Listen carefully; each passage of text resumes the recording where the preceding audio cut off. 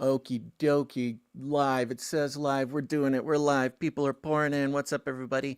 We're about to get the show started, so don't go anywhere. But a big old shout out to every single producer who took out their phone and texted the word Canary to 877-740-3226. This is the Canary Cry text message alert system. You're not going to get notifications. You're going to get unsubscribed. It's the thing. We've lost 250,000 people based on big tech platforms diverting people's attention away from the show. It's called tiny room censorship. But we can fight back when you join the Canary Cry text message alert system. You'll get a text right before every show. But the most fun part is you can text us back. And if you don't text me back, sometimes your car will. Keep an eye out for people's area codes because that's how Canarians are finding each other all around the world. 260. I got a text from 260's car that says, I'm driving, sent from my car. Thank you, 260's car. We just got an alert that the North Carolina meetup is in process. They are working on it, folks. Pay attention, North Carolinians. 828s, putting one on. We'll talk about it during the show. It's going to be biblical. Thank you, 262. And we're going to get this show started in just a moment. So listen up, folks. Oh, no, I lost it. Where is it? Here it is. No, it isn't. There it is. Trump redecorates with the Constitution, declares love for King Charles, hints at joining Commonwealth, and gets a loud reply from Alex Jones. Yeah, it's Monday. Sam Altman wants to team up with Visa to put a stablecoin in your pocket because your eyeballs were not enough. Once outlawed in tech land, Christianity is now trending harder than AI startups in Silicon Valley. AOC and Bernie rally to fight the oligarchy. Spoiler, it involves passionate hand gestures and MSNBC clips. This is Canary Cry News Talk, and the show starts now, baby. The world is getting crazier. People are acting more and more insane. The end of the world is tomorrow. Tomorrow. There's only one thing to do when the world is falling apart. Listen to Basil and Gonz as they discuss this week's news and events through the lens of Bible prophecy. You are listening to Canary Cry News Talk. You're listening to Canary Cry News Talk. Today is March 24th, 2025. We are live to tape on episode 826. And today, Christ TECHNIUM. And signing on from Off the Grid, Razzle Dazzle. I'm your best buddy, Basil, and you are not crazy. And my name is Gonz, director of the Age of Deceit films, your favorite Asian provocateur for Christ, live to tape in the metaverse to bring you the best news, which is the gospel message of Jesus Christ, while reporting the egregious with a well-rounded, biblically grounded take on world events and today's emergent phenomenon, neo-monarchy. Whoa. Fueled by a big Christian logo on the jumpsuits of flashy Silicon Valley venture capitalist types. It's a whole new world, Basil. Jumpsuits, you say? Like a Yes. cult thing or like race car drivers? I think both. Okay, a cult of race car drivers in Yes. Silicon Valley, bringing us into the new world. Well, happy Monday, everybody. Glad you're here. Big shout out to everybody who's on the Canary Cry text message alert system. Go ahead, text the word Canary to 877-740-3226. A big shout out to 661 who says, Happy Monday, still watching and chatting on Twitch. Our very brave, very strong one Twitch. There might be more over there. Thank you, Twitch. Honestly, this guy, whoever this guy is the only reason we keep Twitch alive. 704 just texted, says, Gary, what day is it? Monday. Is From that SpongeBob. my cue? I think that's a call to the jingle. They're asking for the jingle right off the bat. Okay. Well, I'm not ready for the jingle. That's although okay. Well, it's- while you find that, this guy 210 says, I have nothing witty to say, and I'm too afraid to leave hate mail via audio where my mom can hear it. That's good. Good life choices There you there, go. 210. Good job. Interesting how that happens, huh? All right. Yeah. It is Monday. Let's see. Gary, what day is it? Monday. Monday. Gary, what day is it? Monday. Yay. I want to give a shout out to Ostrich Butter over on Rumble too, who says, listening for the first time in ages, new job, finally slowed down after 6 months. Good to be back. Looks like it's going to be a good show. It's going to be a good one, Ostrich Butter. Thanks for Good to being see ya. back. Good to see you. What a fun thing. Somebody's job starts working out. They're starting to get a breather, and here we are to help them breathe that sweet, crisp air of truth. And Gons, today is going to be, it's a fun show. It's a big show. This is going to be a thinker, folks. It's a thinker. We're going to try to do our best to think clearly together. But as is often the case, but not often enough, one of those shows that it delivers. It's a harvest, I'll say. You know, here in the Canarium, we plant seeds. We've been planting seeds for, I don't know, 12 years or something. And some harvests take a while, but this will be a reaping of some of the Canary Cry research from many moons ago. So stick around for that. Gons, do you have anything exciting to announce before we, I don't know, do other stuff? I don't think there's anything to announce. Okay. I had a good weekend with my daughter's birthday. That was Great. wonderful. And Yeah, 322. Big day. 322, that's right, yeah. And that's it. That's really it. I was staying busy, hanging out with the family, doing life. Love it. Well, I Yeah. want to give a big shout out, yes, to you, your family. Wonderful. Love the updates. We also got a North Carolina meetup in the process of being planned. We've got a bunch of North Carolinians who they've all been wanting a meetup. One is in the works. Bart sent us a text and says, we have a meetup scheduled for May 3rd, but have not got a restaurant yet. The meetup will be held in Tryon, North Carolina, probably around noon for now. This is just an update. Thank you for the update, and I wanted to update all Canary Cry North Carolinians. They're looking at May 3rd, so stay posted. We'll give you the details when we got them. Sounds good. Okay, other than Love it. that, maybe we should just jump right into it because we're like I said, it's going to be a thinker. It's going to be a thinker and a talker, Gons. So let's take a second and thank our executive producers, then we can jump in. Executive producers. That's right. You know it. You love it. We love it. Everybody loves it. It's the value for value model, which means we don't take any money from corporations, commies, cartels, governments, NGOs, nothing. We're entirely sustained by producers of the show. And who are they? They're you, dear listener. Every single one of you has the potential to fulfill one of life's great purposes, and that is becoming an essential part of the structure of Canary Cry, the whole Canarium. It's for producers by producers. Here's the thing. It's not just about money, but your time, your talent, or your treasure, whatever it is that the Lord has blessed you with to put towards the purposes, the movements, the revolutions, whatever it is He's given you. You can put that to work. And indeed, we do this all anyways. This is a daily basis for us. But for those who get value from this show or the whole community or whatever, they understand that it can only exist, it has only existed, and it will only exist with the participation of producers. That's you, coming in with your time, your talent, or your treasure. The executive producers are those who come in, support the show for $100 or more for any individual episode, as we like to thank them here at the top, and so should you. Are you ready, Gons? I am ready. Here's a list of the most important people in the world. We have many of these lists, but this is one such as that. Coming in, executive producers for episode 826. We're starting with Dame Miss G Beauty. Hey. Yeah. Where'd Dame- you find this? Thank you, Dame Miss G Beauty. That's right. Of the OG of the Deep Rivers. Is that what it was? Yeah. OG of the Deep Rivers. Yep. Dame Miss G Beauty comes in, one of our Canadians also. Canadian executive producer. that is It's true, very yes. important. She left a note here that says, This is a tithe gift for my best buddies Basil and Gons. I received money back from taxes and wanted to bless you. It's not a special amount. There's no meaning in the numbers.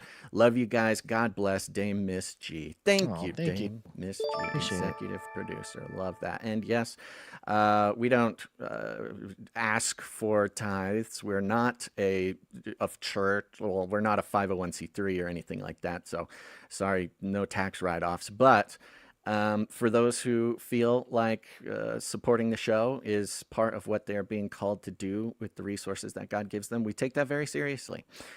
So we thank you very much, Dame Miss G Beauty. Yep, thank you. Speaking of which, we got executive producer Sir Jamie, not the Lannister, doing the same Where'd you thing. find this? God bless you, Sir Jamie. And last but not least, we've got Sir Alex Protocol V2, Baron of the Berean Protocol. Where'd you find this?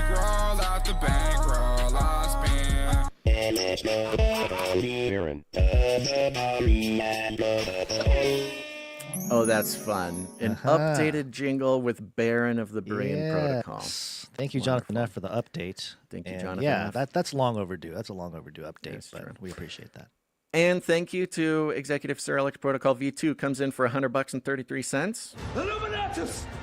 And this is a big day, Gon, so I'm going to give you a second to heat up your jingle board, because not only is Sir LX Protocol V2 on a 380 episode producer streak, but today marks the moment where he, for the second time, achieves the 33 executive producer streak.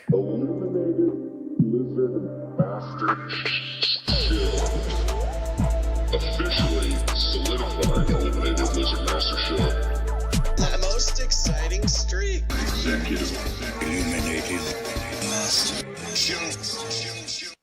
Yay! There it is. Thank you so much. An executive master shill. Executive Master Shill. You Only know what?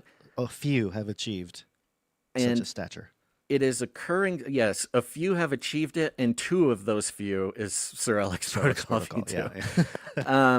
What was I going to say? Oh, I'm just realizing. I think Sir Darren had given us an animation for this, but Oh, really? to dig it out from the thing, yeah, I think you can check it on the spreadsheet, but I should have thought of that sheet. beforehand. So thank you, Sir Darren, for that. And when we get to it, we'll play that animation for you, Sir Alex Protocol. Okay. That concludes the list of executive producers for today's episode. We appreciate that. It's not too late, folks, to produce the show. With your time, your talent, or your treasure, all you got to do is go to canarycry.support.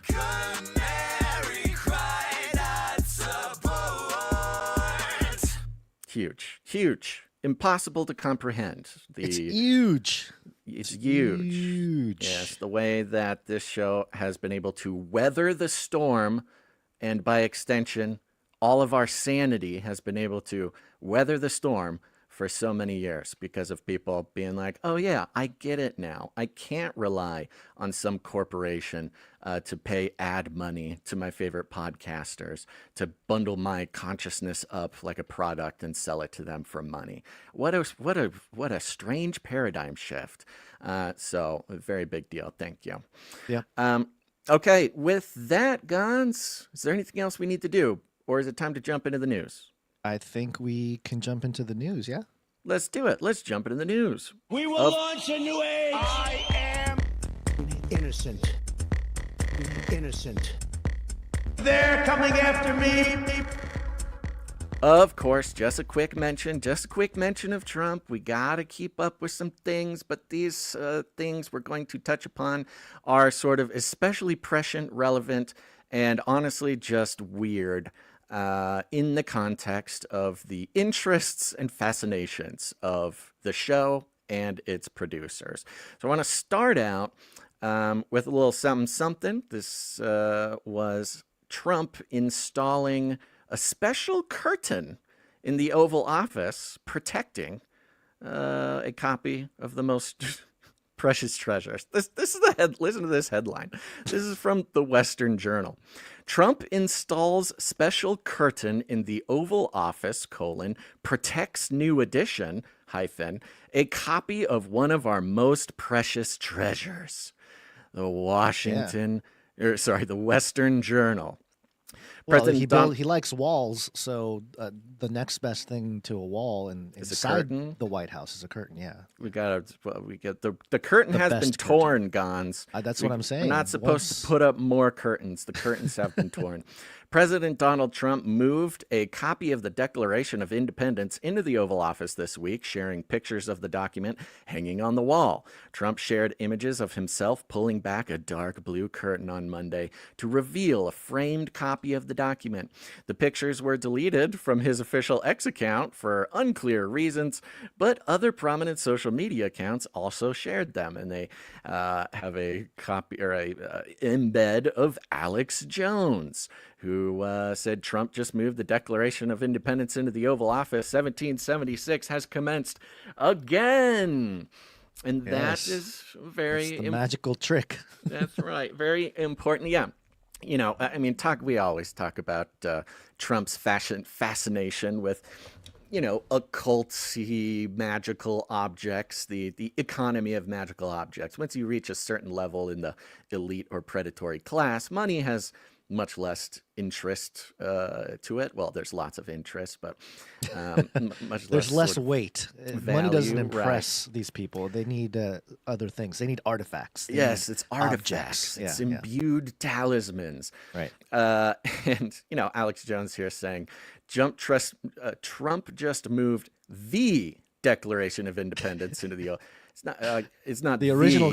Is it literally the original copy? No, it's just a copy. It's just a copy, but it's beautiful. It's beautiful. It's big. If it's the original copy, does it have? Oh, this is the Declaration of Independence. Yeah, right. Maybe there's a treasure map on there. If Trump.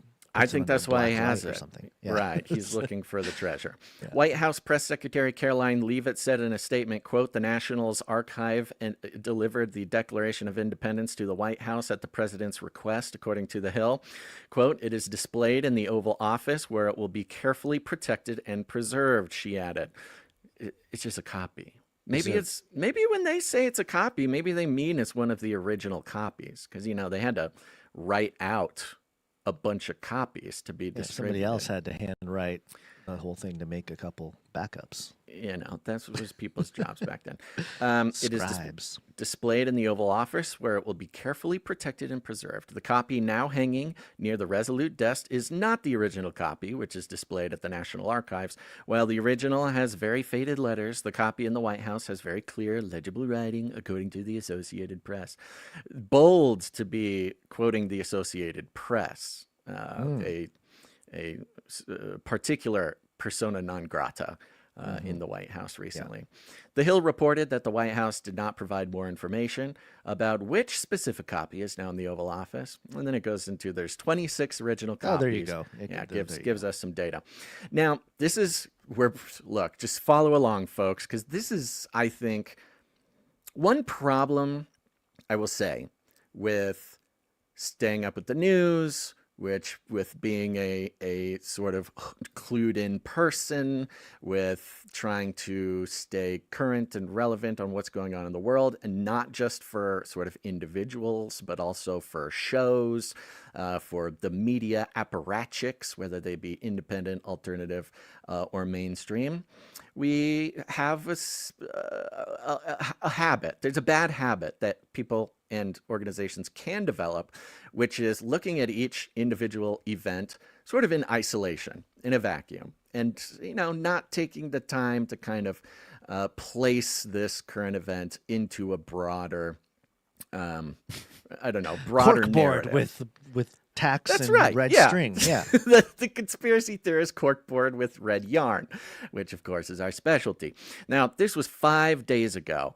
And I think it actually happened maybe closer to 7 days ago. So this is technically an old story. And as far as a lot of, people and shows who follow the news, a 7-day-old story would be like, what's even the point?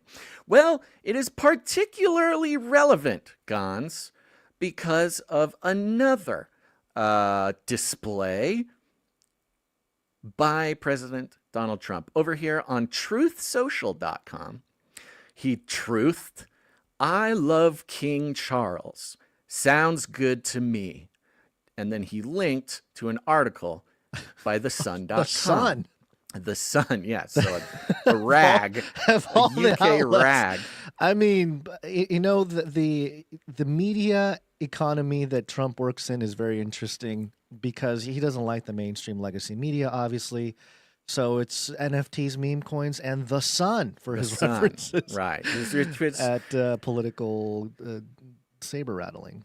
Yeah, and it's notable because this was a UK outlet. He did not, retweet a US outlet or anything. Well, this is the US Sun, though. Is it? Or maybe this is. Well, I the mean, Sun is. I know the is Sun owned is by a the UK.co.uk, Yeah. but for whatever reason, this has. It is the US Sun. edition. It Yeah. is the US edition of the Sun, which is owned by a UK company, which is particularly relevant There to you the go. unfolding of this story. Yes. Now, keep in mind, it was the Declaration of Independence that he put up in the Oval Office, not the Constitution. Yeah, I yeah. see I mislabeled something here. It is the declaration. It's specifically the Declaration of Oh, Independence. did you from put Constitution in the links? in the notes. I put the wrong thing in the notes. I will But fix but it's relevant. It's very relevant here Yes. because I saw, a lot of people, if you're moving fast, you're just not really thinking about it. It's easy to kind of use the same, call it the Constitution, but it's either the Bill of Rights or the Declaration of Independence, these kind of very important Right, documents. right, So the actual copy of the Declaration of Independence from the British Empire. Then he posts, "I love King Charles, sounds good to me," and links to this Sun article, the US edition of the UK outlet The Sun. The headline is, "Trump card, King Charles to make a secret offer to Donald Trump during state visit after Starmer hand-delivered letter from King." Let's see what it says. King Charles will reportedly make a, quote, secret offer to Donald Trump during his state visit. So secret that It's all over the news, and the So president secret. is okay. the royal All right. proposal is said to potentially reduce tensions between the White House and Canada. Okay, so right off the Canada, bat, okay, it's yeah, about of course, Canada. because Canada is owned by the royal family, is They it are not? part of the Commonwealth. Yeah, Yes, okay, they are. there you go. Plans are allegedly in the works to make the USA the next, quote, associate member of the Commonwealth. The International Association, which currently boasts 56 states, could welcome the U.S. as a new member. Now, the Sun is calling it an international association, which is a very, not false way to characterize it, but also not really the whole thing. In February, a tariff war began between the U.S. and Canada, with Trump signing orders to impose near universal tariffs on goods from Canada entering the United States. The U.S. president revealed Canada could avoid higher taxes if it wanted to join the United States of America as its 51st state. Canada, of which the king is head of state, is part of the Commonwealth of Nations, and including America may dampen the current conflict. Suggestions for the U.S. to join the Commonwealth were first made during Trump's first stint in the White House by the Royal Commonwealth Society with the blessing of Queen Elizabeth. Now, in his second term of office, the proposal has been brought back with members of the society crossing their fingers for the king to extend an invitation to Trump upon their next meeting. A source told the Daily Mail this is being discussed at the highest levels. Oh, the lizard people are discussing. it. That's Yes, good. right, the Lizard highest people level. I've looked at this. Good. Quote, "It would be a wonderful move that would symbolize Britain's close relationship with the U.S. It's Donald just Trump symbolize. Yes, Donald Trump loves Britain and has great respect for the royal family, so we believe he would see the benefits of this.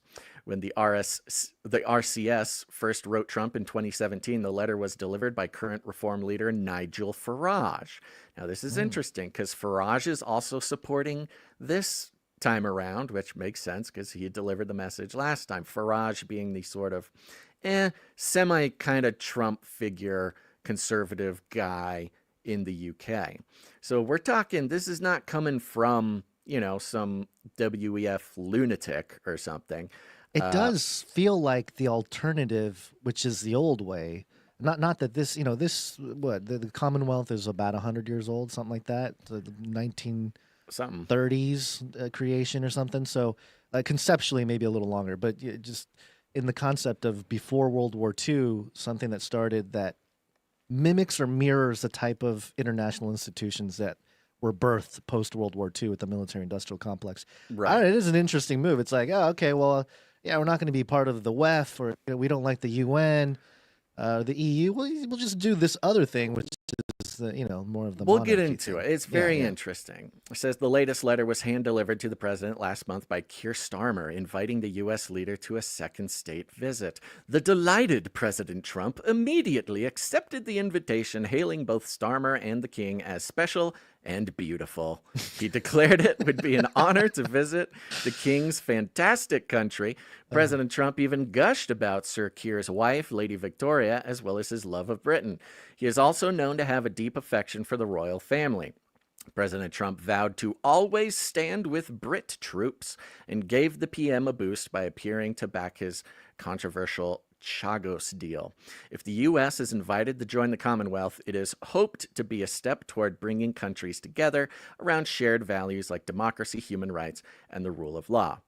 As a group focused on mutual support, cultural connections, and developments, there are hopes that if the U.S. becomes a member, the rift between the country and its neighbors will settle. The Sun has reached out to the RCS for comment. Okay, so it's being at least reported about in this context of basically, hey, you want Canada to be the 51st state? Well, why don't you join the Commonwealth? Come back underneath the monarchy. It'll be a blast. We can settle all the disputes. So on this, kind of tit for tat, geopolitical, maybe tongue-in-cheek, maybe real, who knows kind of thing. It's actually quite logical as far as a rebuttal to, trying to say that Canada should be the 51st state. And Trump's response of I love King Charles, sounds good to me, right, has obvious ramifications of Trump supporters losing their minds, which, what in the world is he thinking? What in the world? Especially after hanging up the Declaration of Independence in the Oval Office and then, kind of playing with the idea of coming back under the Commonwealth, back under the leadership of King Charles.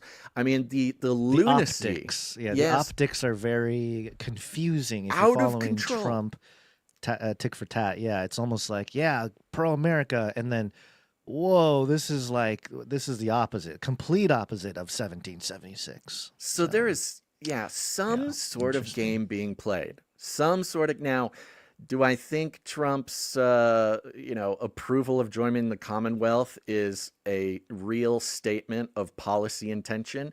No. Probably Just not, like I don't think making Canada the 51st state was a real statement of policy intention. There's not a single time where whoever's talking about it, Carolyn Leavitt or Trump himself, who doesn't utter the words Canada can be the 51st state without some sort of smirk or without some sort of, little thing. Just to jump over, because it was referenced in The Sun, another UK rag, Daily Mail Online, has exposed secret offer King Charles could make to Donald Trump that would make America royal again. Richard Eden. So, whenever a video or an article starts with exposed. Well, it's an exclusive and it's an exposure. So you should take it double. very seriously. They learned from YouTube that. When Keir Starmer personally delivered a letter from King Charles to Donald Trump at the White House last month, inviting him for an unprecedented second state visit, the American president said the monarch was a beautiful man, a wonderful man. It's hard They to do a even good like job capturing his cadence. I mean, it's not wrong. like I don't know how to describe it. There's something about when Trump calls other men like beautiful and wonderful. It's not that he's not taking it seriously, but that it is sort of inherently, I don't know, silly. It's inherently silly. Whether he knows that or not, I think he does, but who knows? It would, Trump added, be an honor to visit the king's fantastic country. Now, I hear the monarch could make the president an offer he might find tempting, and one which could help dampen down tensions between the White House and Canada, of which the king is head of state. Plans are being made for the U.S. to become the next associate member of the Commonwealth. The king shares his late mother's deep affection and respect for the global, quote, family of nations, and sees it as a particular important time of international conflict and global uncertainty. The Commonwealth, whose nations have a total population of more than 2.7 billion, is one of the world's oldest political associations of states, with its roots in the British Empire. Although America declared independence from Britain in 1776, this would be no impediment to its becoming the 57th member of the Commonwealth. No impediment. Has enough time passed? Is this what, like, things have changed? Trump is a king. Like, what's the angle here? It goes into it a little bit here. The last 4 countries to join: Mozambique, Rwanda, Togo, Gabon. There's a great list America. Great, very Like, whoa. good list for America to be on the last year. Have no links with the British Empire, underlining the Commonwealth's role as a voluntary organization of independent and equal states, who are just happen to be ruled They're by the king. independent, you see? Like, wait, but they're So under the thumb of the independent. king, are they not? I mean, Yeah, okay. if the king is the head of state of Canada because of the Commonwealth. The proposals were made by we know the proposals. Let's see here. Highest levels. Yeah, highest levels. Donald Trump loves Britain. He loves him. Here it loves is. royal The family. Commonwealth is also a great forum for resolving differences between nations, and the king has shown that he is a natural peacemaker. Where is this? I'm not seeing this. Just a couple paragraphs down, right above that. Oh, read no, more it's a thing. source added. Okay, the source added. That's Yeah, awesome. source. The source added.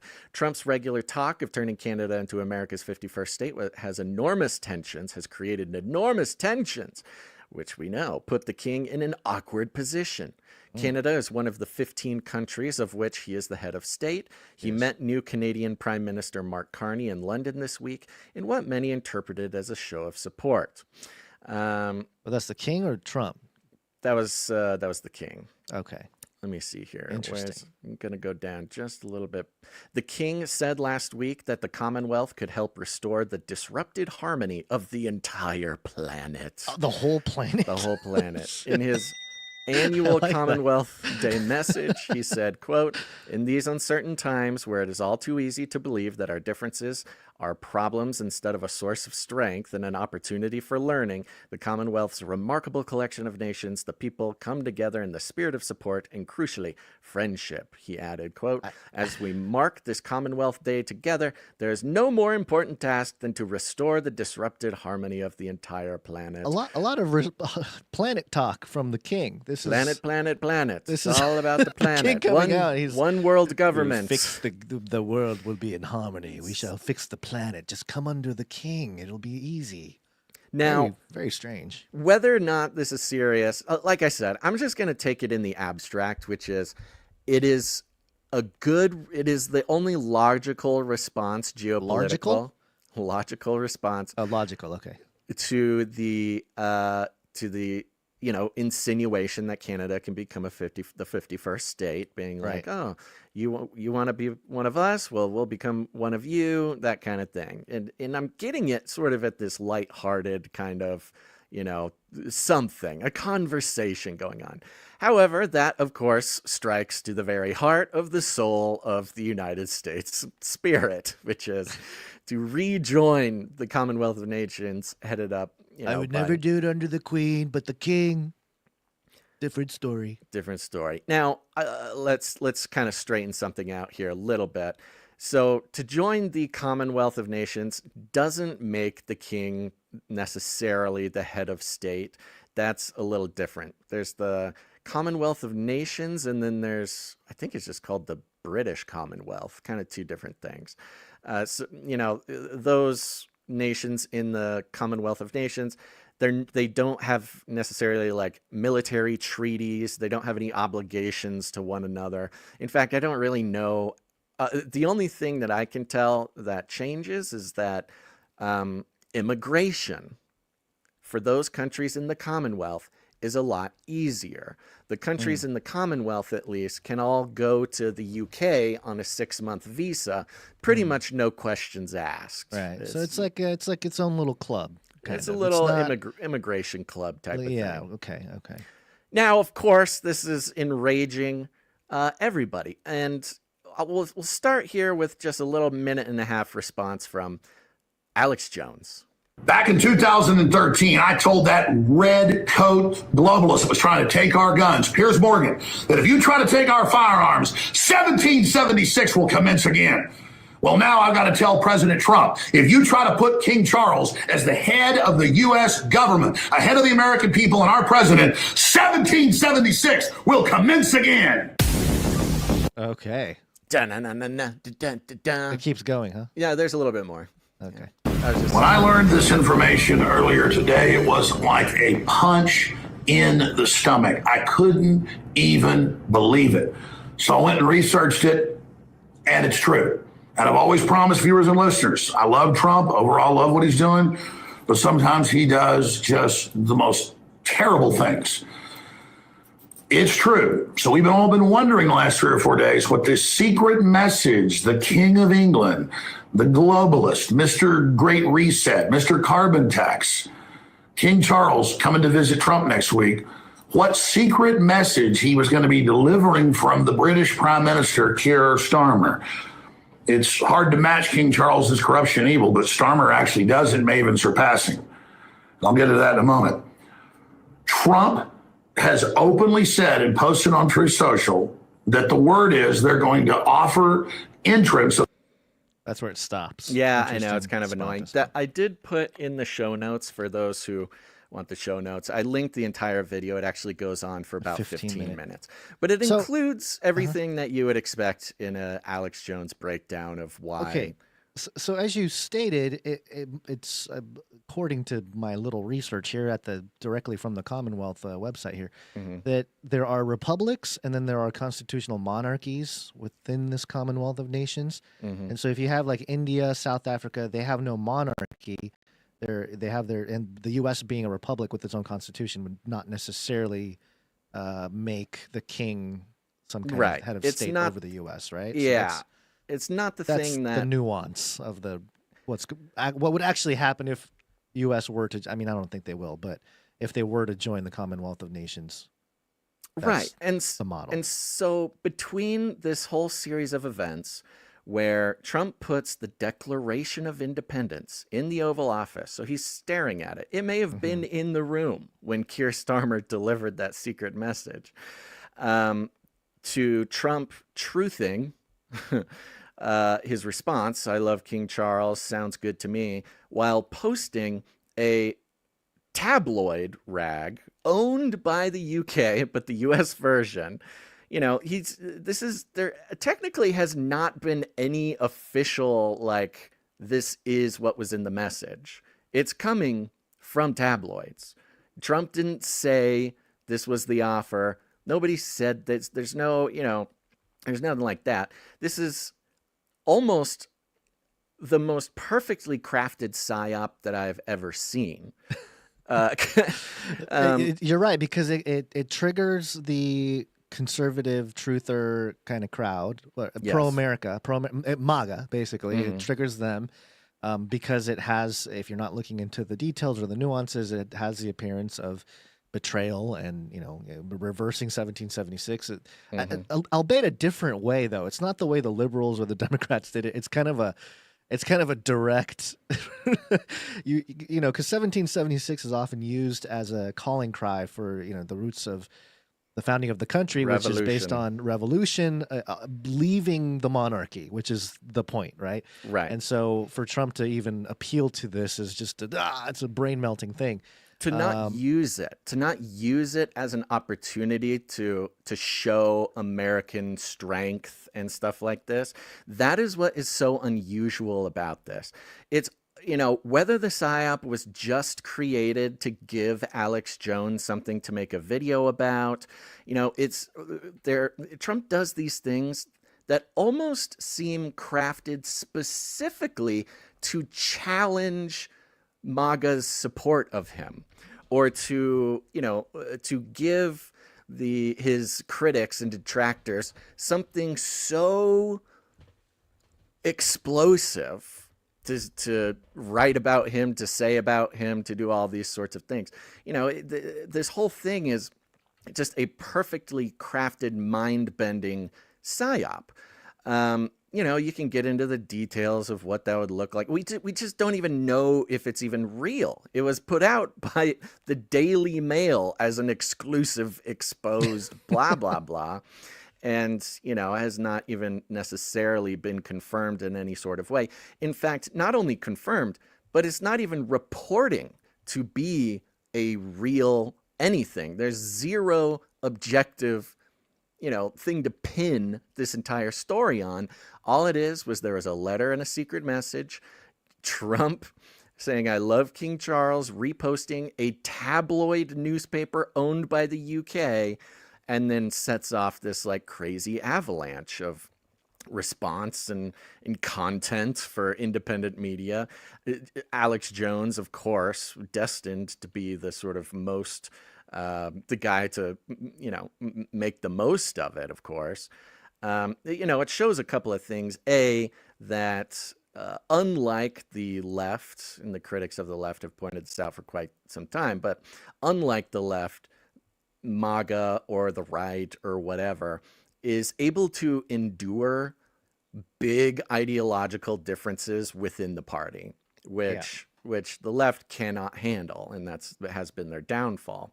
And the right has sort of bragged about this, like, Charlie Kirk going on Gavin Newsom, being like, we get to disagree with each other. We have conversations. We're not this cult that everybody thinks the right is. A lot of people, they like what Trump does. They don't like what Trump does. They like what he says. They don't like what he says. This seems like the ultimate stress test for specifically the sort of media apparatchiks of how much madness can the Republican Party sort of endure in this regard, especially the fact that this basically amounts to a hologram of a story and not a real one.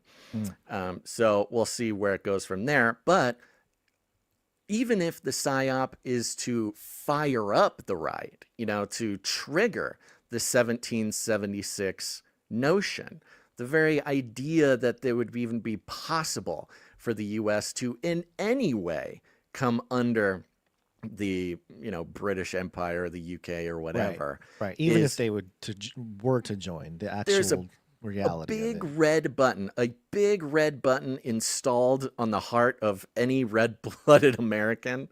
That the very idea of that sends the whole country into this 1776 thing. And I imagine I saw some posters or whatever, some people on the left on Twitter, pulling out the pretty usual, like, is this what you voted for, MAGA? Are you regretting your vote yet? Blah, this sort of thing. Which says to me that there's even on the left, they kind of give themselves away a little bit when they post stuff like that, because they're showing that even they don't agree with the idea that that's a good thing. I mean, that should be like the leftist dream come true, the globalist WEF, no borders dream come true would be to join some sort of international thing like this, and yet they sort of are still American enough to get sort of inflamed about it. So it's very just honestly sort of maddening, but hilariously wild set of circumstances. Again, Maybe. all framed around his posting of the Declaration of Independence in the Oval Office last week. Maybe it was meant to galvanize Americans for some kind of revolution. Mm-hmm. If Trump building.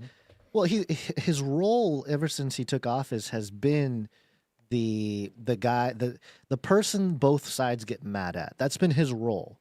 With the or rally around, that's rally around. That's Sure, the yeah. MAGA thing is that it also brought in Democrats. It brought in Tulsi Gabbard. Brought in right. RFK, But I'm saying ever started since the he took walkaway movement. Yeah. But like I'm talking more about in terms of geopolitics. With the Israel, the Gaza situation, he went in there. He started saying America's going to take over. That created this sort of, I don't know, a moment of both sides pointing fingers at him instead of each other, which I don't know if that worked. They're just, they're back at it over there. But with the same thing here where, you got this conversation with Canada, you got obviously the UK, because wasn't he saying not so nice things about was that the EU specifically a few weeks ago? I forget, because he wasn't saying nice things about some of those areas. But now everyone could be mad at him in terms of everyone in MAGA for sure with this situation. But I don't know. Disruptor, chaos magician. It's exactly. Back to the sort of yes, dude. There's some more. This idea of Trump as a masterful chaos magician is spreading. I've now heard 2 or 3 other podcasts start getting into this. And not even just sort of truth or Christian podcasts. Some like more secular, more widespread they're starting to catch on to this. And as we've gone over, one of the principal concepts behind sort of occult practitioner or ritual magic, specifically Aleister Crowley, say the act of breaking taboos is a very powerful principle when casting spells or doing some sort of ritual. That is sort of the occultist sort of justification for why some rituals are so publicly inflammatory, because of the sort of energies that get created when breaking taboos publicly has whatever sort of effect they want. And to even suggest the very idea of the U.S. joining, the Commonwealth is so wild, so mind-bending of a taboo for him to break that, who knows if he's serious? He's almost never serious about anything, honestly. You have to, if any reasonable person watches this series of events break down, the only logical conclusion is, geez, he is up to something and I have no idea what it is. It is illogical to think that he would, be interested in actually doing this. That is the most illogical version of it. The most logical is, geez, something is going on. I don't know what it is. This is wild. And honestly, the funny part is that it's just another example of Trump doing Trump stuff, because Trump stuff is this sort of taboo breaking, ritual. It's right in line. It's right in pocket to where he magician. should be in the ascension of his chaos. Because it was very confined with politics, I would say, in 2016. But, over time, it just gets bigger and bigger. There was the elections in 2020, which is a pretty big deal. But now it's just straight up, country to country. You can see the scale moving up. I do have the Church of Satan website pulled up here for anybody who's curious. Again, could be just a coincidence, but the hierarchy in the Church of Satan, straight out of churchofsatan.com. There's a whole article here. You could be a registered member. It's a no degree, you're just a member. You can become a first-degree Satanist, which is an active member, and then they start distinguishing genders. Second degree, you could be a witch or a warlock. What? Yeah. That's so bigoted. I know, it's crazy. Third degree, you could be a priestess or priest, which, Maria Abramovich, we call her witch, but I would argue maybe she's a priestess at minimum. She might be a magistra, or for a male, it's a magister. That's the fourth degree. But then fifth degree, the feminine version, maga. Yeah. And the masculine version, magus. Yeah. So even that is kind of interesting, that maga, M-A-G-A, is the feminine form of the magus, fifth degree Church of Satan member. So yeah. And it's crazy. And the light and dark, the up and down, the white tiles, the black tiles, the principles are there duality. To the duality of simultaneously hanging up the Declaration of Independence and entertaining the idea of joining the Commonwealth.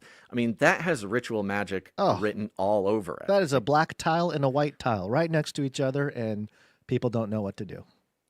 It's the two pillars. They're losing their minds.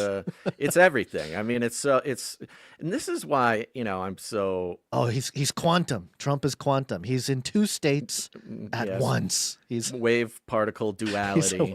He's all there. Both charged positive and negative ion. Alex Jones, another post of his, if the United States joining the UK Commonwealth is, quote, no big deal, then why did it not happen before? The United Kingdom is run by globalists who hate the very existence of America. The answer to 1984 is 1776. So, Alex Jones playing his role as the sort of defender of the American ethos in this sense.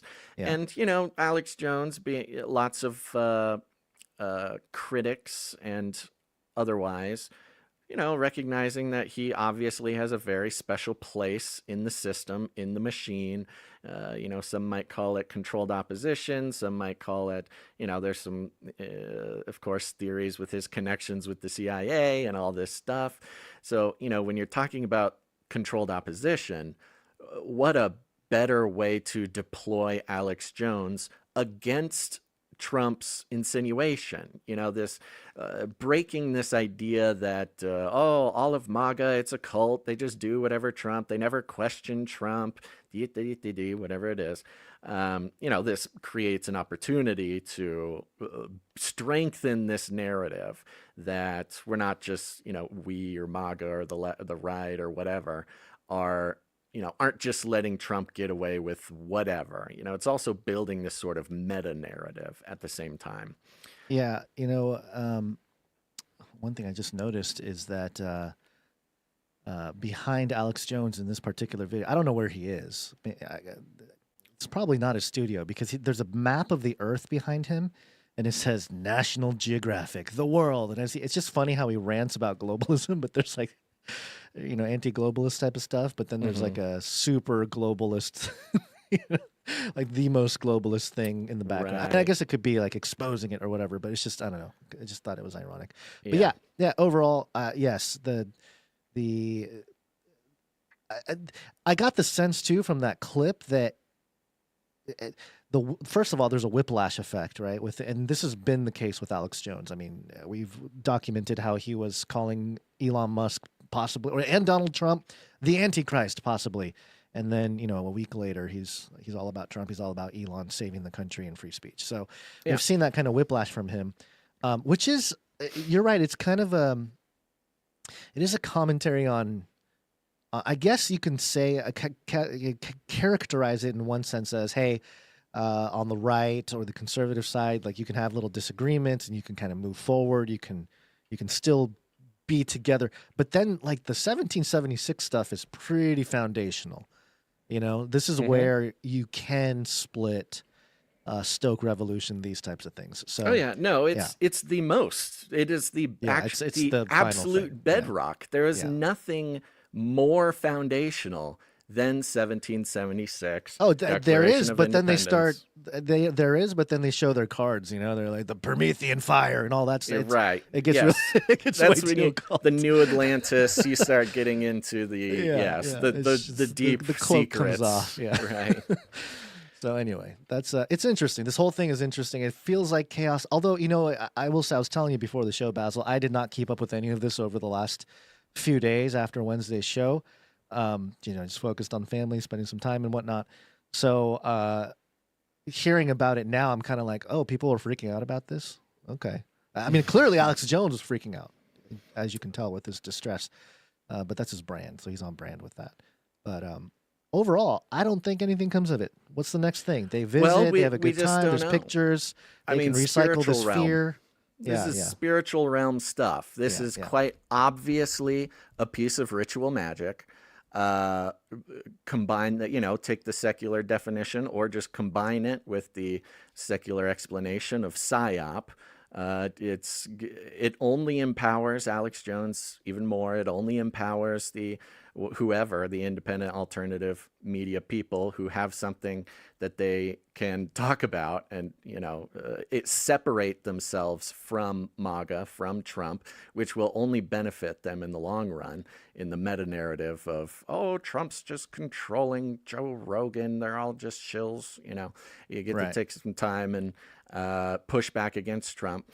I mean, I don't want to repeat it too many times, but the sort of ritual taboo breaking tradition or theology or whatever is so blatant. I mean, it would be different to me. It would be different if he didn't hang the magical object of the Declaration of Independence. That adds the show element of it is to get everybody really leaned in. Everyone, they sit up, they lean in, they're like, whoa, what's going on? Hey, 1776, let's go. Yeah. And then just give them a little whiplash, just slam them on the ground. I could see somebody kind of be like, Basil Gons, what are you doing? Why are you making light of this? This is really serious. This is really big.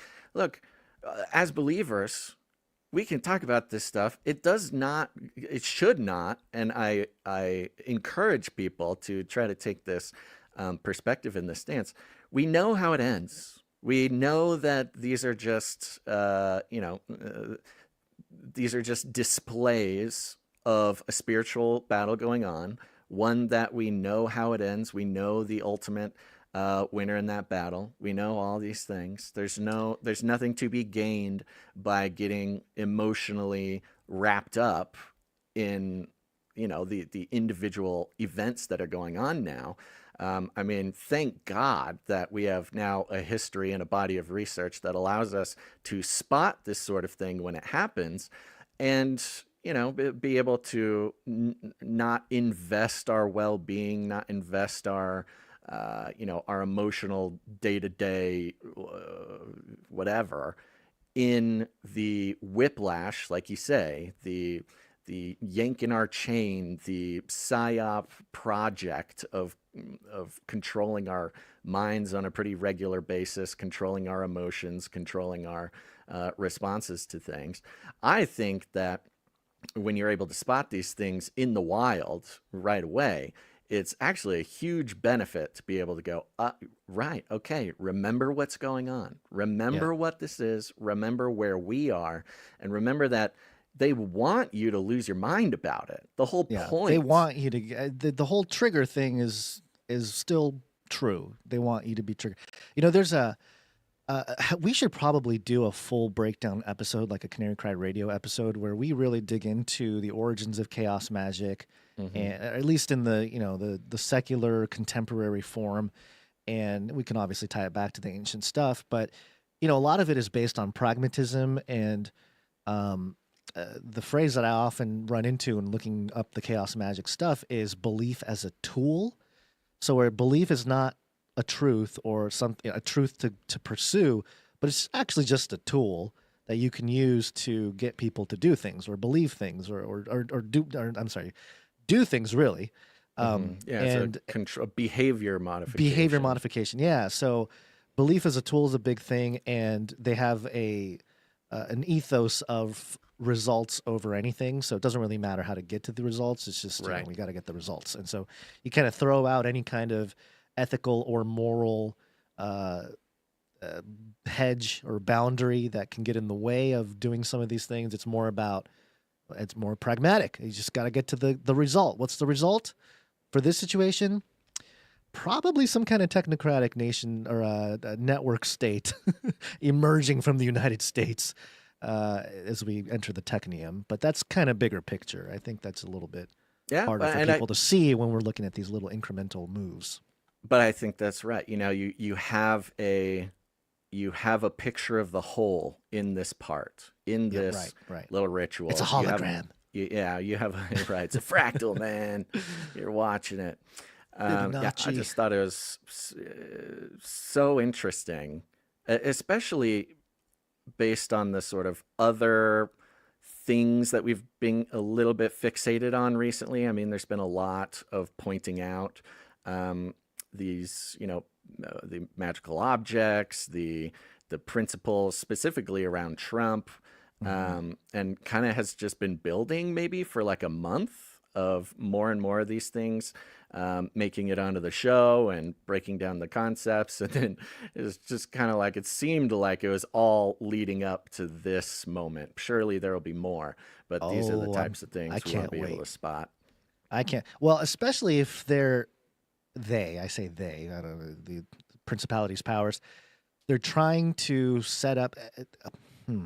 This is a bigger thing here that I'm noticing, which is that the reenchantment that we've been talking about, and even the belief in the supernatural and belief in God, these things that set up for the expectation of a messianic individual.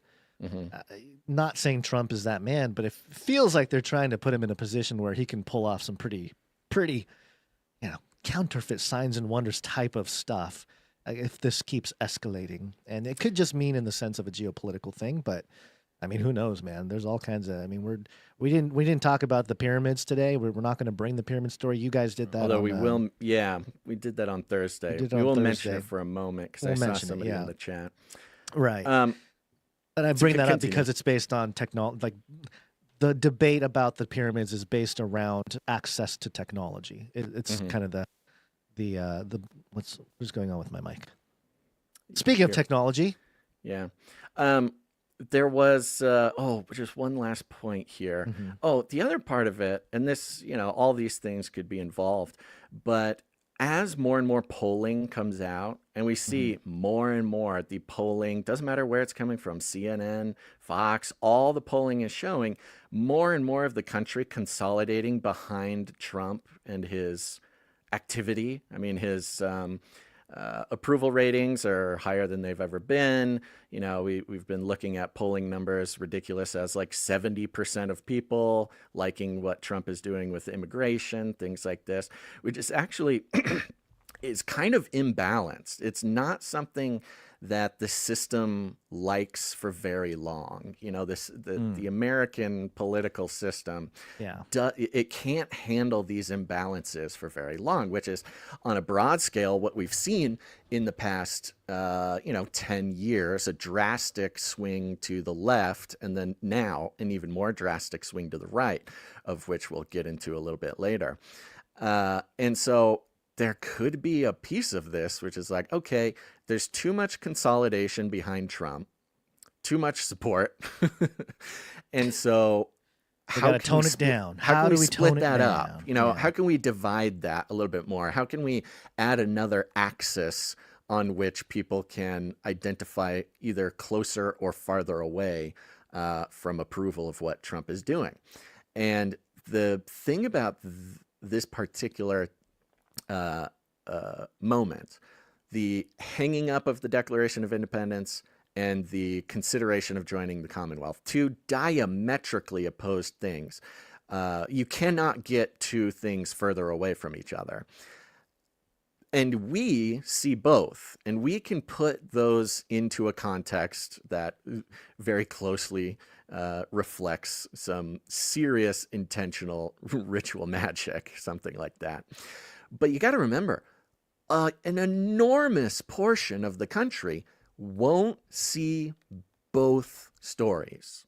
You're right. Much of the country. People are going to be kept in their little echo chambers or little bubbles. Most of the country, just by right of the fact that, they just kind of get whatever comes in the timeline. You know, most people sit and they go on social media and they don't know about something until it comes in their timeline. And we know algorithmically it is highly probable most people will either get the story that he hung up the Declaration of Independence, or they will get the story about joining the Commonwealth. They won't get both. And so, you know, right off the bat, you get an inherent split in where people even think we are altogether. If they're not getting both stories and comparing them and connecting them within a few days of each other, and they're only getting one of them, that creates a totally different universe for these people.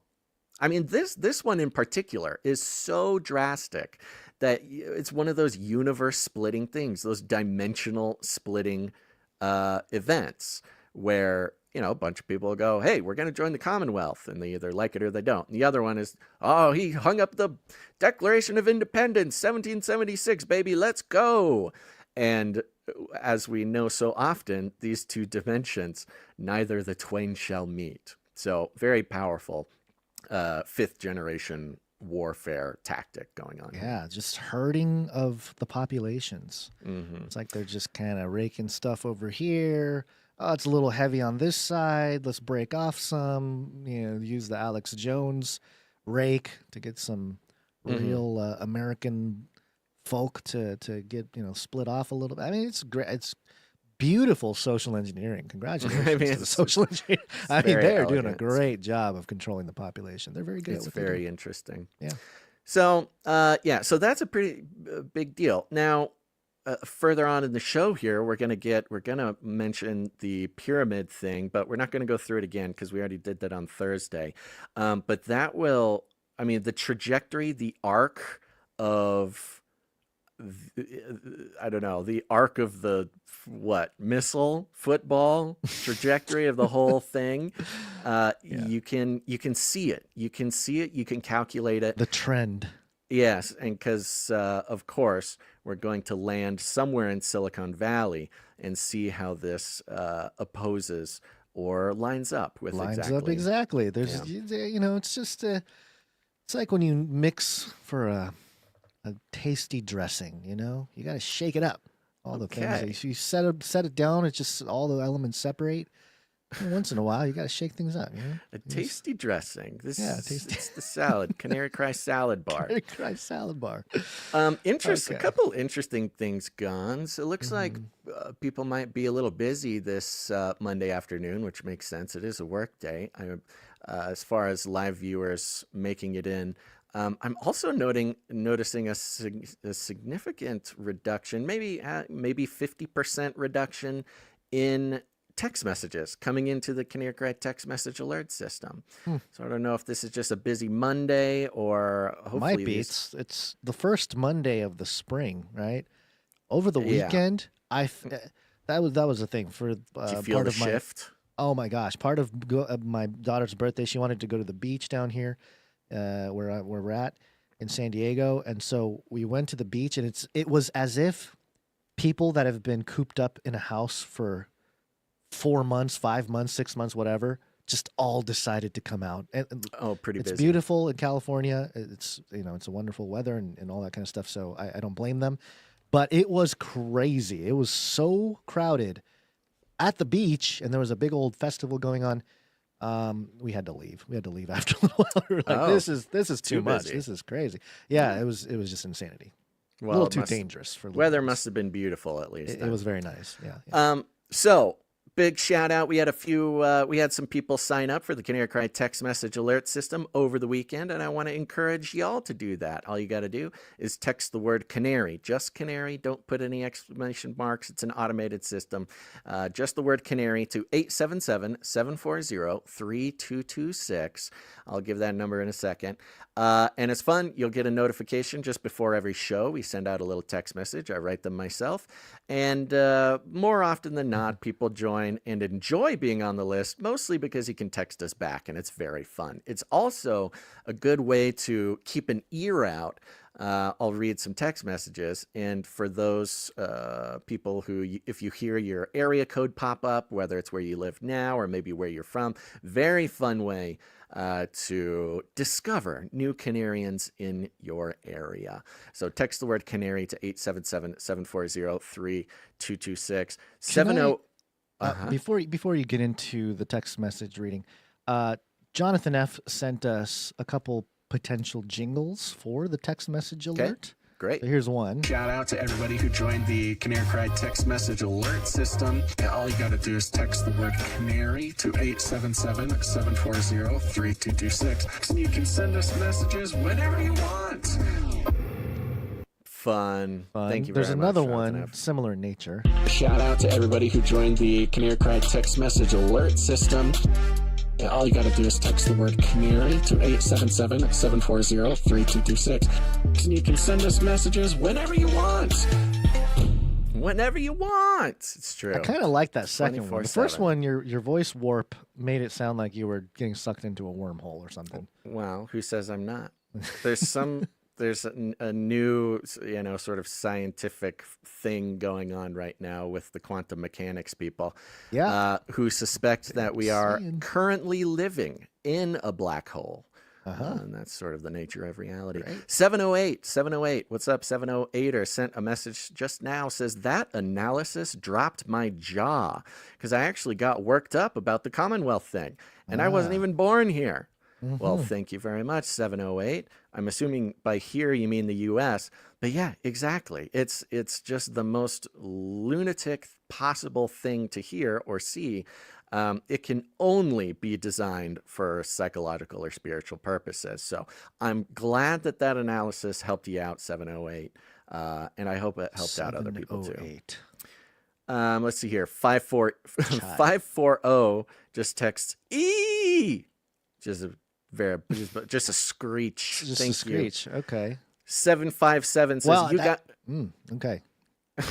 I'm just saying that the area code where that comes from, I can understand why the sound makes sense. Okay. Yeah. It's from the flamingo herd or something. Scree. 757 says, you guys rock. Now let's roll. It's Wednesday, my dudes. Love and prayers to the whole Canary family from Triple D, your prayer warriors here in Virginia. Thank you very much. Virginia, it's Monday. It's not Wednesday, but I get it. Things are, it's hard to keep track. We're in a black hole, everybody. Some people it's Wednesday, other people it's Monday. You just never know anymore. Time zones are tough. I totally get it. 203 says, greetings from your Phoenix Metropolitan Region police officer. Hey. There we go. Look at that. Awesome. 424 just text. It says, busy day today. Yes, very busy. So there you go, folks. Did you hear somebody in your area code? Did you hear? Well, I'll tell you what you did hear. People who joined the Canary Cry text message alert system and never miss a show unless they want to. And that's okay. If you want to miss it, that's okay. But missing it because YouTube didn't send you a notification or whatever, that's not okay. And we're here to fight back. Okay, let's see here. Let's jump back over here. Let's thank some producers, Gons, before we get into it's going to be a pretty heavy on the back end of the show here, so we're just going to get producers and stuff out of the way. Gons, are you ready? Sounds good. Well, not out of the way, just thanking them. Today. That's right. Well, we don't want to have to rush through it later or something. Yeah. Exactly. So thank you to our executive producers, and we got some producers who came in under the executive producer amount. Remember, it's value for value. You choose your own value. It means totally different things to totally different people, depending on how long you've been listening, depending on who knows. Did your jaw drop at the analysis? Were you only getting one side of the ritual occult magic being performed in the Oval Office in the Commonwealth? These things can be a pretty big deal in our daily lives if we are just letting the algorithms give us the headlines and we don't have a broader picture of what's going on in the world, that can make a huge difference in our lives to see these things brought together. And if it brings any value to your life, you pick the value. You put your own number on it. You can do it with your time, your talent, or your treasure. Of course, you can come in, support the show financially. That is essential to keeping us going. But if you have a skill, you want to donate your time, volunteer for stuff on the back end, we have lots of producers who are doing stuff for us that we could never pay for. Or if you're talented, you make music, you make jingles, you make art, that's all part of the culture too. Where would we be without our artists and our musicians? Nowhere. That's where. We'd be in the gutter. So time, talent, treasure, value for value, it's up to you. You can go to canarycried.support to learn more. Okay. You want to think some funny? Okay. There we go. It's just slow every once in a while. Little delay. That's no problem. It had to go to space. You got to let it go to space, come back down. All right, I'm going to start out by thanking the one and only Dame Gail. Dame Gail! Yeah, I should have looked up Dame Gail's full Dame name here. I can see if I can find it. Yeah, see if you can find it. But Dame Gail, great to hear from you. Great to see you. Dame Gail came in for $75. Thank you very much. Dame Gail sent a note that says, here's my special $75 producership to celebrate my quarter-century boomer birthday. Hey. And happy birthday. We'll get you a happy birthday here in a second. And for my birthday buddy for 322, Princess Shamura's 7th. I made it to quarter century and still breathing. Love to my Canarium family, X's and O's. Well, God bless you. Happy birthday, Dame Gail. Yeah, happy birthday. Here's my happy birthday to you. If the mouse can... There it is. It's my birthday. It's my birthday. Happy birthday to me. Yes. And I don't see Dame Gail on here. Oh, we don't have her on the list. This is blasphemy. We got to put her on the list to put her on the list. Then, okay. Sometimes some slip through the cracks. And the samurai princess turned 8. I turned 8. Yeah, isn't that crazy?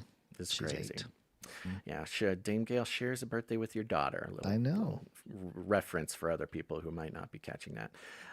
Okay, thank you, Dame Gail. Next up, we've got producer Julie S. comes in. Appreciate that. Thank you. And, of course, we have Cage Rattler Coffee coming in supporting the show on a 10-episode streak, Gons. Hey, that's Cage Rattler Coffee. It's crazy. It's crazy.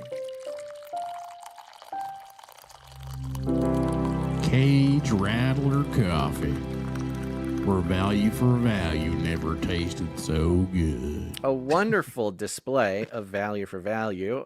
Producers of the show, they started Cage Rattler Coffee. This is small batch organic, the best coffee in the world, so I'm told. We've got our own guy doing it, and if you go to Cage Rattler Coffee, you got to buy coffee anyways. You're doing it. You have the money. You got to spend the money. If you want some competitive prices and the best coffee to ever support your favorite podcast, go to CageRattlerCoffee.com. Let's see here. Yeah, 10 episodes. It's weird because now that Cage Rattler Coffee is on a streak, we can kind of get a sense for how long Cage Rattler Coffee has existed. Only 10 episodes. Still fresh. Still fresh. Really? Yeah. Wow, that's wild. I know. And go support the show. This is run by producers, roasted by producers, delivered by producers, and a portion of every sale comes to support the show. So is this, we're kind of like a reverse white label where people can take... We're nothing. We're a podcast. I know we're nothing. I know we're a podcast. Cage Rattler I'm saying Coffee. In terms of value for value, people can take Canary brand, whatever, just a Canary crying name, whatever, it doesn't matter. None of it is like trademarked or anything. I mean, let's have a conversation about that. Okay.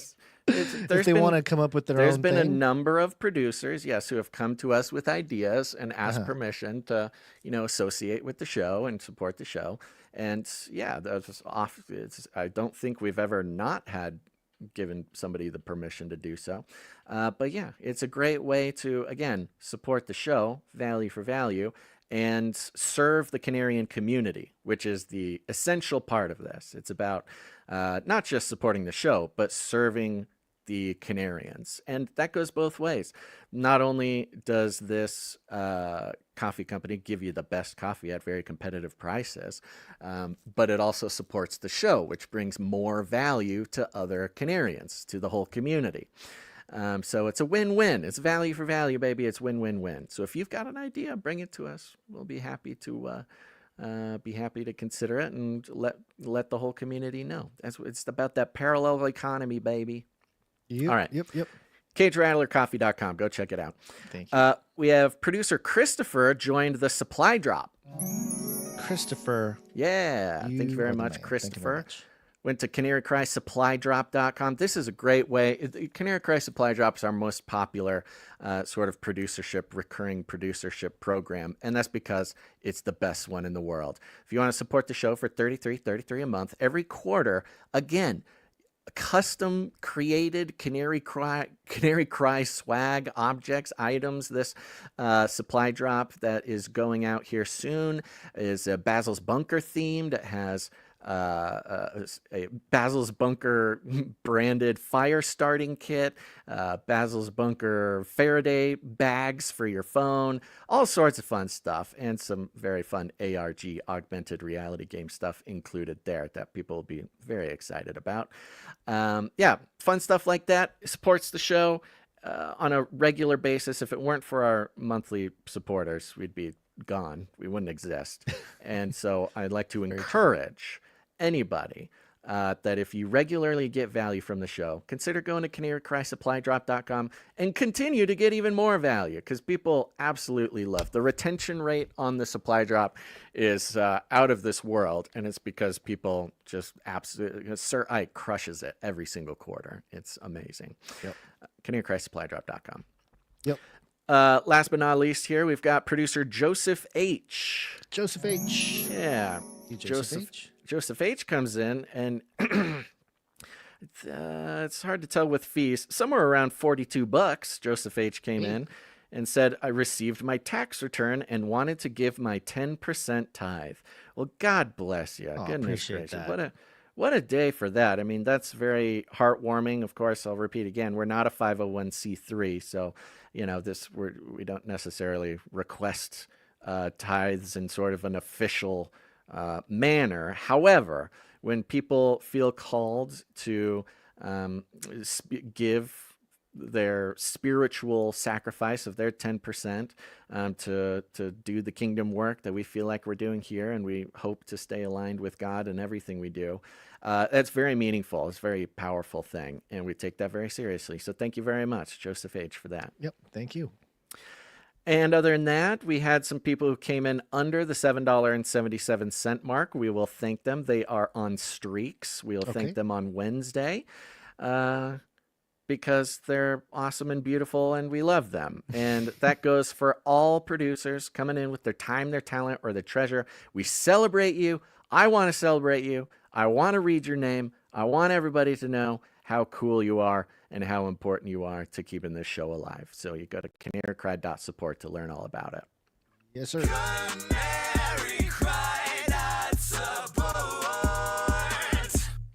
There are a couple pieces of art I want to share. Oh, yes, please. Mind.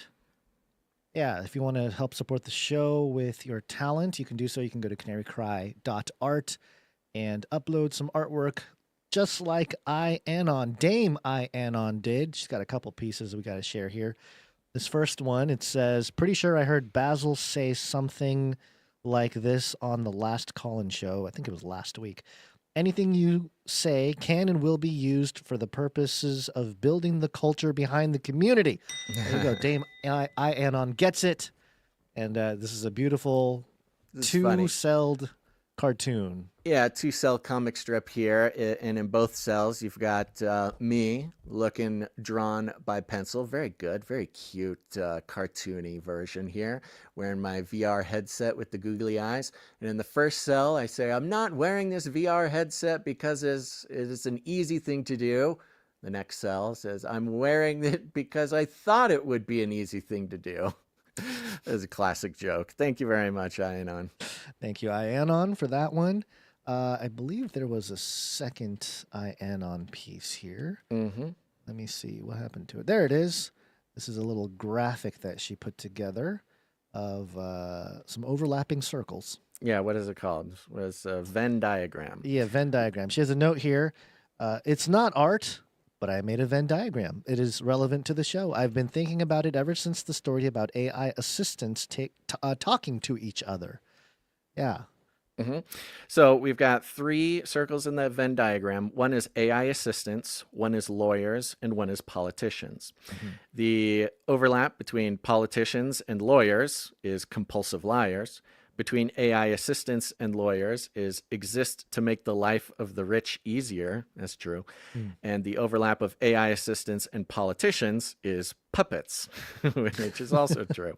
And the Venn diagram, including all of them, is let's switch to our gobbledygook language to make this thing go faster. That's a really good point. That is good. That's right. Oh, yeah, that was to that video of the two AI talking to each other. They realize they are talking to each other over the phone and switch to some wild beep boop R2D2 language. It's terrifying. Thank you very much, Ianon. Thank you, Ianon. Appreciate that. We played a couple clips from Jonathan F, or clips or jingles, I guess, that Jonathan F has sent in. Jonathan F. Let's see, we had the text message alert. Thank you very much for that.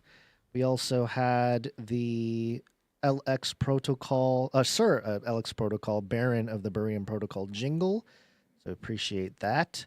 And I guess that's, we had the Chuck Schumer. Did we play the Chuck Schumer last week? I don't have recall. a feeling that we did, but if we didn't, here's Chuck Schumer. You know what their attitude is? I made my money all by myself. How dare your government take my money from me? I don't want to pay taxes. Or I built my company with my bare hands. How dare your government tell me how I should treat my customers, the land and water that I own, or my employees? They hate government. Government's a barrier to people, a barrier to stop them from doing things. They want to destroy it. We are not letting them do it, and we're united. Okay. I was trying to get Chuck Schumer to stop. Take his foot out of his mouth. Yeah. Also, he sent Donald Trump signing magic. Okay, we'll sign them.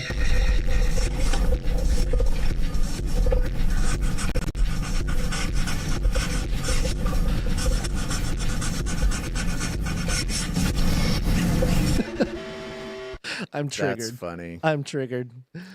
I'm having a weird moment. It did have quite the beat to it. It did. The marker. Yeah, it's magic at work.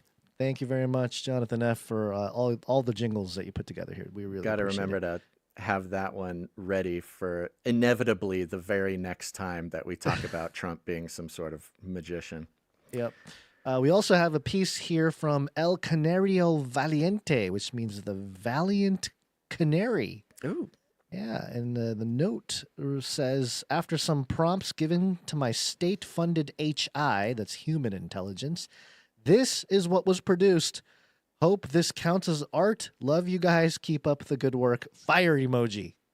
Woo! And I don't know if this is real or not, Gons, but those who are watching the screen, you're seeing an Arizona license plate that is Canary Cry, CNRYCRY from Arizona. The background is kind of that descending matrix green letter coding kind of background. Ones and zeros. Ones and zeros says Arizona, what does that say? Science Center.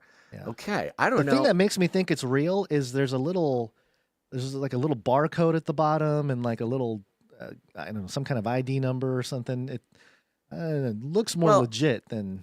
Yeah, I can't tell if they put this graphic over another license plate or the Arizona Science Center. Maybe this is like a novelty license plate making machine or something, or this is somebody's real license plate. I mean, that's a pretty crazy background for Arizona to allow as their license plate background. But either way, I like it. And great job. Yeah. And if you're over in Arizona, I mean, we have a Phoenix police officer who's a big listener of the show. If you're going to pull this guy over, make sure, you guys talk a little Canary Cry before charging him with anything. Make sure it's a... If it isn't real, of course, never break the law, but if you get pulled over, maybe it'll be our Phoenix police officer. Who knows? Maybe it is our Phoenix police officer. Yeah, maybe. That would be pretty gnarly if it's that's the license plate on the Arizona Let us police know. car. Let us know. What's the name of this person? This was El from Canario El Canario Valiente. Valiente. Yeah. All right. Yeah. Let us know if that's real or not. We're very curious. But either way, it is a beautiful work of art. Yep. Fantastic. Thank you very much. Last but not least here for some of the artwork being submitted by our producers to help build the culture. We have Little Owen, a song inspired by Beyond the Verse on baptism. Ooh. All your shows are a blessing. The Beyond the Verse and call-in shows are icing on the cake. Yeah, that's good. I appreciate that. That's what we're hoping for. Yep, here we go. Here's a little bit of that.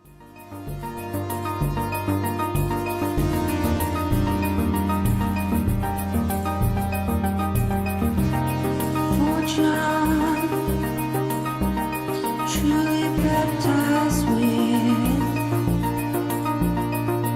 water, I shall be baptized with the I feel like I'm in water. Awesome. Oh, that's great. We'll play this at the end of the show, the full track. Yeah, stick around for the Canary Crime mixtape at the end of the show. You can hear that and others. Baptized, Acts 1, verses 5 and 8. Thank you, Little Owen. Appreciate you. Beautiful. As always. Okay, are we ready to... Is that it? A couple on? of things to mention here, just real quick. 406 just texted the Canary Cry text message alert system. It says, woohoo, Cage Rattler Cappuccino is one of my favorite things. Hello. There you go. Cage Rattler Cappuccino. Do you make cappuccinos, Gons? No, I do not. You don't say. Not a cappuccino guy. No, I'm not. I like dark roast, just either hot or cold, iced coffee or... What is cappuccino? Is that foamed I think milk? it's like the foamy, yeah. It's I the think foamy so. milk. I like a cappuccino. Mostly when I'm, I don't know, traveling and have nothing better to do, I think, is when the cappuccino works for me. Let's see here. There was one more, and it's not popping up. Okay. Well, somebody else texted about the coffee, and I can't find it. But I'll just sum it up for you. They like the coffee. The coffee's great. CageRattlerCoffee.com. Awesome. Did I read? Okay, I did read that. All right. So there you go. Is there anything else? I mentioned the North Carolina meetup. There's a North Carolina meetup getting planned for May 3rd, I believe. Oh, and we should just real quick mention the meetup from Germany, Gons. Germany meetup? Yes, Germany meetup. We got the message from the German meetup, the Frankfurt German meetup. Oh, is this the March 1st? Yeah, no, it was on the something. I forget what it was. Is this a report? They sent us the art. They sent like a postcard, a digital postcard from the meetup. Yeah, it was in the art thing. We talked about it like an hour ago. We talked about it. Yeah, I don't know. It's from Big Sis. Big Sis. You have it highlighted. You should have it. Oh, it's the Sitting PDF. Okay. I think I know. Let me see here. So there is a Canary Cry meetup in Frankfurt, Germany. We were curious to see how that would work out, but it turns out a couple of Canarians did get together, and in this very cute and clever way, Big Sis Designer Soul, one of our German producers, put together like a cute postcard format. And on the front of it here, it says, "Greetings from the Canary Meetup." And got some great images there. Gons will show the world in a moment. It's taking a moment. Yeah, it's and on the front of this postcard, you've got a couple of canaries. One of the canaries has a bow in its hair. You've got some cute, heart emojis, a little cappuccino-looking guy. And it says, "My first Chipotle." So it sounds like it was Big Sis Designer Soul's first Chipotle experience at the Canary Cry meetup, which is very interesting. I mean, so there's always somebody's every Chipotle is somebody's first Chipotle experience. And on the back of this was again, very well put together kind of weathered postcard design. It says, "Hey, little brother, greetings from our meetup in Frankfurt with an impressive skyline, good coffee, and my first Chipotle. We had deep talks about our beloved Lord Jesus and hope to meet some more Canaries next time, Lord willing, for where there are 2 or 3 gathered together in my name, there I am in the midst of them. Greetings also to Gons and the whole Canary fam from your big sis and the hungry Hungarian." Hey. And, you got some googly eyes on the stamp there. Very fun, very cute. 2 Basil Rosewater in the middle of nowhere. Yeah, that is I the like way. it. This is a very creative way to do a meetup report. So this is fantastic. I love it. Yeah, it could be fun if we do like a template, get a template available, and then all the meetup people can write out their own postcard, and then we have like postcards from around the world from the meetup. We'll put it on the website. That could be fun. Let's think about that. There you go. Okie dokie. Well, there you go, folks. All right, we should probably get back to the news, Gons. But God bless all the producers in whatever way that they feel called to become a very important part of what's going on here. We couldn't do without you. It wouldn't be the same without you. And it's a very special thing about what God is doing with the Canary Cry community. And I'm always very impressed, no matter how people are participating. Like I've said before, it's 2025. The time is short. There's not much else to do. The waiting is over. The waiting is over. The time is now. And the future of so many things now depends not on people necessarily running around trying to wake people up, but now it's actions. For a while there, it was about trying to get the message out there, trying to get people to question the mainstream narrative. And we're in a new era. In this new era, 2025, the people who are awake, they're the ones who made it. The people who are resistant, the ones, it is no longer sort of the primary call, I believe, to everyone to run around and try to convince people that the news is lying to them. That mission is that snowball is rolling down the mountain. But now participating, whatever that means. It means something different for everybody. But participating, getting involved, that's the only way that we can continue to secure the momentum for whatever God's doing here on earth. So I highly encourage, whatever it is, pray, be sensitive to the Holy Spirit, listen, and of course, in the end, be obedient to whatever you feel God is calling you to do. And if that includes producing this show in any way, God bless you. We love to see you. And with that, Guns, we better get back into the news because it's all coming together. Mm-hmm.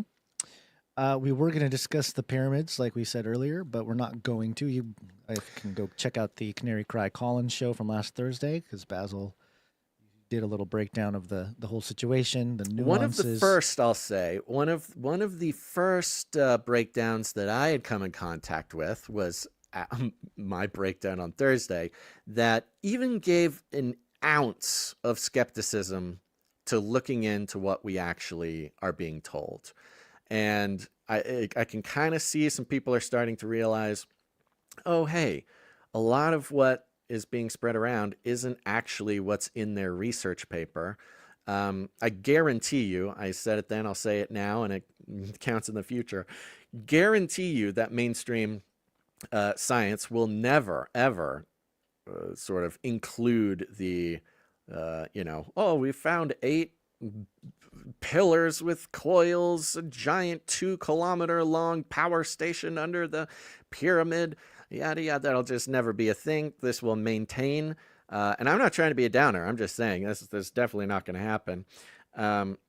It will stay forever a thing that tinfoil hat wearers go, oh, you know what? In 2024, they scanned this thing and found giant 2-kilometer structures underneath the pyramids. Something is down there. We've always known something is down there. That interpretation is not new. There's whole books. Many whole books have been created. Decades old, right? Decades old books that try to describe how the pyramids are some sort of energy generating, energy capturing, whether weapon or generator or something like that.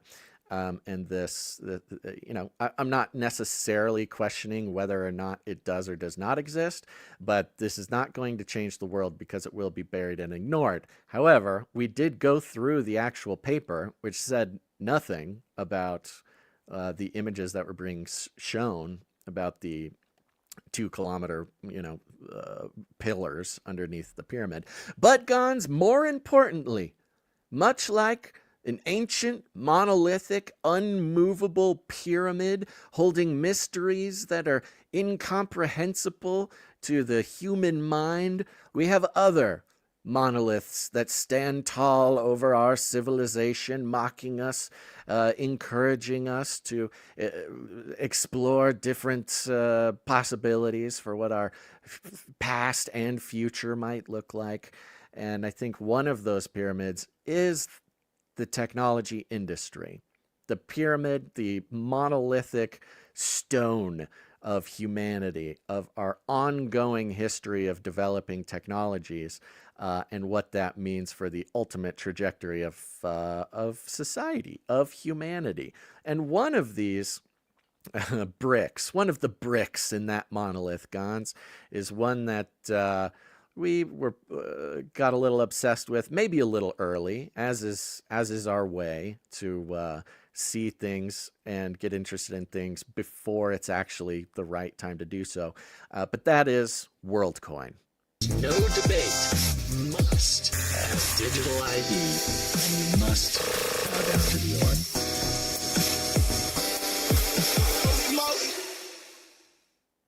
Holy moly. Mm-hmm. Did you want to comment on this comment that I see pulled up on the thing? Nope, I'm just popping them up when I get a chance to actually look. I'm just putting them up there, but I will. I'll say, we're not agents. Lane says, I like the show, Gons and Basil. Very intelligent guys who keep up with the speed of change. It crossed my mind. They could be agents of some sort out in the open. Yeah. Are we agents? We're agents of something. That's for sure. Maybe, yeah. I mean, we represent Jesus Christ. We're agents for Jesus Christ. That's the goal. The goal is to just the goal be right there. That's operators for whatever God wants to do for us. Yeah. Or through us or with us or whatever.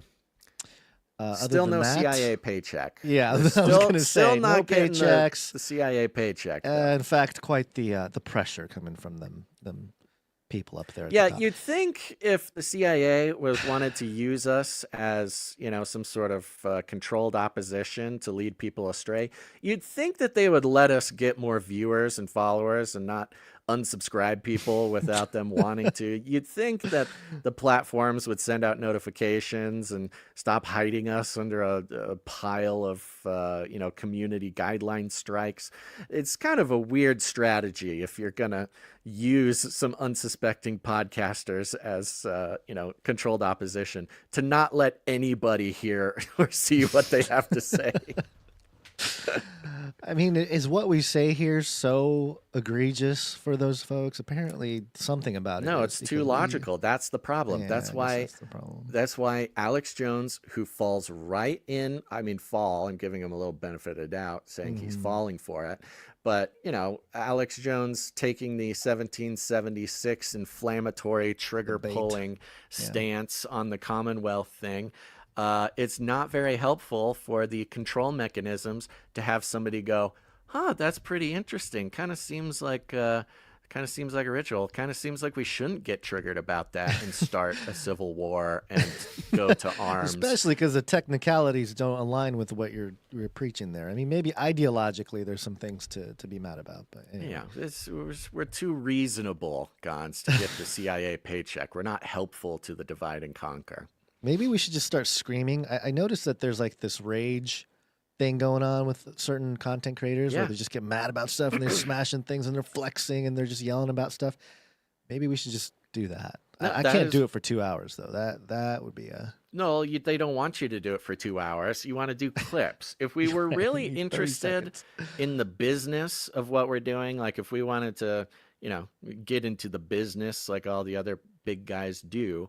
We would do, we'd do a long form show, Jiu-jitsu, but the long form show would be structured in 60-second clippable chunks where we lose our absolute gourd about some topic, and we would have to 100% or 100% support or 100% attack Trump. You got to take there's one no side. nuance. There's no in between. nuance. We would just read the headline and scream about why we don't like it.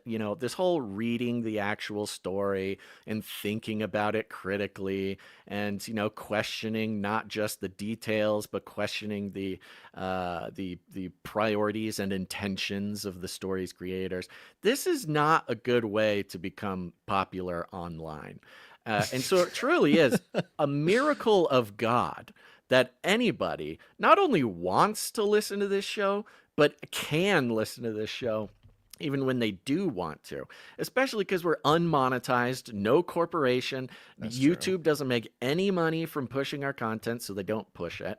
I think Rumble makes a little bit off of us. So they play ads on our thing without. We are the really paying us. anti-popular thing. We do literally everything opposite of what we should be doing to become popular podcasters.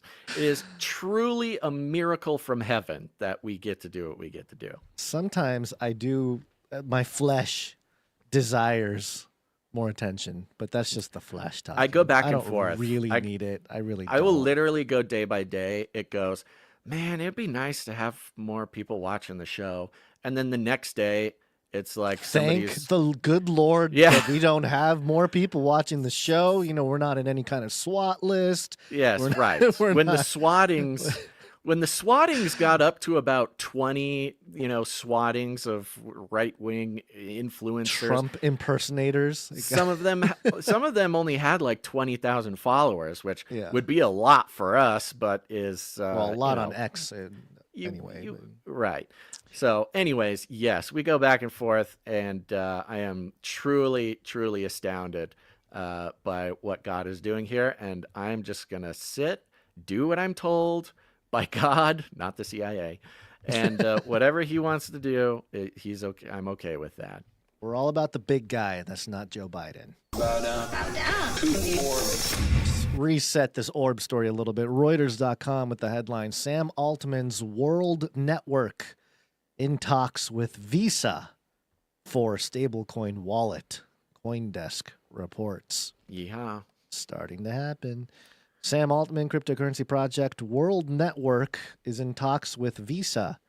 Did he rebrand? I forget if it was WorldCoin, but did he change it to World Network? I think he did. It was like a rebrand at some point. Because the coin is the coin, but I think the whole thing is called World Network. For a stablecoin payment wallet, Coinbase reported Monday, citing a person familiar with the plans. A deal will bring Visa card functionality to World Network wallets and allow stablecoin-based payments to merchants that are part of the Payments Giants network, the report said. I don't know if that's grammatically correct. It underscores efforts by industry players to integrate crypto into the payment ecosystem as the digital asset moves towards mainstream acceptance. A lot of this, the point of it being stablecoin is, we've talked about this, Basil, but it's starting to feel more and more like the Trojan horse for CBDCs, but CBDCs being central bank digital currencies, very unpopular in terms of its ethos, what it represented, and the fears of people saying, hey, if we have central bank digital currencies, then the central bank can control the money. They can shut it off. They can block it. They can track it. They can do everything different from cash. So that's a problem. Well, you got Ron DeSantis in Florida saying we will never have a CBDC in Florida. Trump came out, didn't he denounce CBDCs at some point recently? Yeah, he signed an executive order banning them. Right. So this illusion that we are free from the grips of some kind of centralized banking token or coin that represents the US dollar is, people saw it as a victory, but to replace it are all these stable coins. And we're talking XRP, Ripple, they got their stable coin, the RLUSD. You have Circle, which is a company. They have USDC. You also have Tether, who is the biggest of all the stable coins. They have USD Tether. And actually, USDT Tether is interesting because they started to buy bonds. And so there's some part of their backing of, where's this money one-to-one in terms of dollars is in bonds. Yeah, they're kind of pseudo backed by the Fed, kind right. of. So it's all of it. It seems very sneaky. You made a great point. Yeah, you made a great point last time, which is there doesn't need to be a central bank digital currency. It doesn't need to be a bank. It doesn't need to be a government. If you're instituting stable coins, blockchains, I mean, is a great way to just deploy the technology to start getting people using cryptocurrency, using blockchain transactions, install the technology where a CBDC blockchain would be. It's just the exact same thing. It's just not owned by the state. It's owned by companies. And that makes almost zero difference in the long run. Like it's got all the downsides of the CBDC, and it has, I don't know, whatever, the same. It's just the exact same thing, except for its base. It turns the whole crypto wallet, payment system into a network state issue and not a nation state issue. It's not a nation state cryptocurrency. It is a network state cryptocurrency. So as far as if you're keeping an eye out for technopopulism, the technate, the technocracy, it's just as bad. It's almost literally not different at all. Because if you're afraid of the government turning off your money, well, you better know that they can just subpoena the company to turn off your money if they want to. And of course, they're going to give whatever they want over to the government. That's just kind of the deal. That's America, baby. Well, that's the thing. We're coming out of this legacy era, and all appearances are that that old system is dead or at least defeated in this current time. A lot of people don't like the PPPs, the public-private partnerships. That really was the bedrock for this last iteration of the military-industrial complex, where you have the private sector working with governments in a public-private partnership, to build out different things, intelligence apparatus, manage military technologies, or just build infrastructure. And that's what this is. It's a partnership between these private companies and the government. And, instead of one central issuer, now you got a bunch of different companies that are issuing, and all you would need is some kind of note from the government to say, hey, that's a bad guy. You got to stop that money or we're going to stop supporting you. And it's the same type of thing over and over again. Excuse me. Yeah.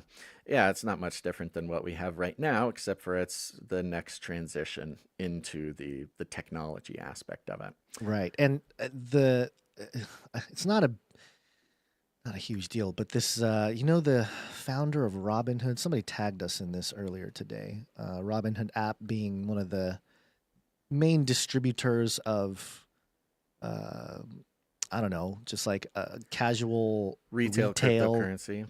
Yeah, not just cryptocurrency, like stocks and trading. And, a lot of people got into Robinhood the last few years, especially during the pandemic. People started trading and learning about cryptocurrencies. The CEO of Robinhood posted this this image here that I'm trying to find. What happened to it? How come I can't get to it? His name is Vlad Tenev. And Vlad Tenev, I'm going to pull it up here, Basil, so you can take a peek at it right up on the screen. He posted this image. He said, "The great wealth transfer is coming." And it's a picture of an Egyptian god. I don't know which one it is. He's on a boat. Is it a god or is it just like an Egyptian image? Maybe it's just an Egyptian guy. I don't know. He's got the little headpiece with some the sort of serpent. on it, pharaoh-looking fella. Yeah. He's got a little cup with gold in it, and his entire boat is filled with gold.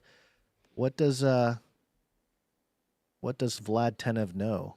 What does he know? Why is he talking about the great wealth transfer? It's not something a CEO of Robinhood should be necessarily talking about. But I mean, it tracks for me. It makes total sense to me. The question is, the wealth is transferring from where to where? Right, That's the right. question. Sucking it out of the poor into the ultra wealthy again. Just more of that. We did also just have all the gold be shipped to the U.S. when Trump started threatening to audit Fort Knox. You know, we had the highest transport rate of gold from the banks in England to the banks in America to try to fill up the gold. Just make sure again. it looks like there's something there. Yeah, and then Cynthia Loomis, the senator, I think she's Wyoming, I want to say. She's a big crypto lady, and she came out and said we need to sell our gold certificates to buy Bitcoin, which makes me wonder, Basil. Maybe there's no gold, and there's a bunch of gold certificates that are worth dollars, and to kind of get everyone off that hunt about how much gold we have at Fort Knox or how much gold is in reserve for the U.S. Use some of that paper, because she said certificates specifically, and buy some Bitcoin, make that wealth transfer. So in the context of Trump, he's using crypto to strengthen the U.S. and the dollar and all this stuff. So it's not allegedly. Allegedly. Well, we'll have to see about it. But it's interesting. Back to the WorldCoin thing. The technology moving forward here, and I really see this as a continued splitting. We're already seeing like the splitting of the universes. You talked about earlier how a person can see one news story, think one thing about what's going on with Trump or the government or whatever. Somebody else can see something completely different and get a completely different view of what's going on in the world. And nobody's willing to either hear both sides or step into the middle or think about these things clearly. And I feel that while ideologically it's happening more and more and more, the effects of this are going to become more tangibly visible as the legacy systems start to fork off into the new TECHNIUM and, things like Visa, which are legacy. It's legacy infrastructure for finance in America and the world. They'll have their crypto version, but over time that might not be very popular. People might not like using Visa or Sam Altman's World Network to do their financial transactions. They'd rather use something that's a little more decentralized or more transparent or whatever case may be. And that's what I think is going to be interesting as we move forward, where people have a choice almost. And if you use Sam Altman's World Network, it's almost like, oh, you're into like weird stuff. Like your ideologies will be reflected on the monetary network that you decide to participate in, which is, I don't know. To me, it's like a yellow brick road to the mark of the beast. But in terms of, in the short term, I can see that becoming more and more of an issue because the technology is really the vehicle making all this change, right? It's not, it's not people. It's people using it, but it's really the tech that is changing the way the medium of exchange operates. So for Sam Altman to be in here and try to have, because anybody else that created a orb where you put your iris, you scan your iris to verify your humanity and get some cryptocurrency, nobody would have success with that project except maybe Sam Altman, who has the backing of whoever and the World Network. But over time, if that's the unpopular crowd and only the weirdos go hang out on WorldCoin, and maybe it's dependent on what part of the world you are or something, but I could see that taking place where ideologies become more infused with the monetary network people decide to use, and that's really the bedrock for the network state that we've been ranting about for a while in this context of change. Which leads me, and this is all based on technology, which leads me to bring up this story that I think summarizes or at least is a good touching point. You called it a harvest, Basil, of us laying out some of the consequences, perhaps, and maybe the trajectory of where the world was headed with technology and how it affects us, and specifically when it comes to faith, and when it comes to even more specifically Christianity. And so there's an article here by Vanity Fair.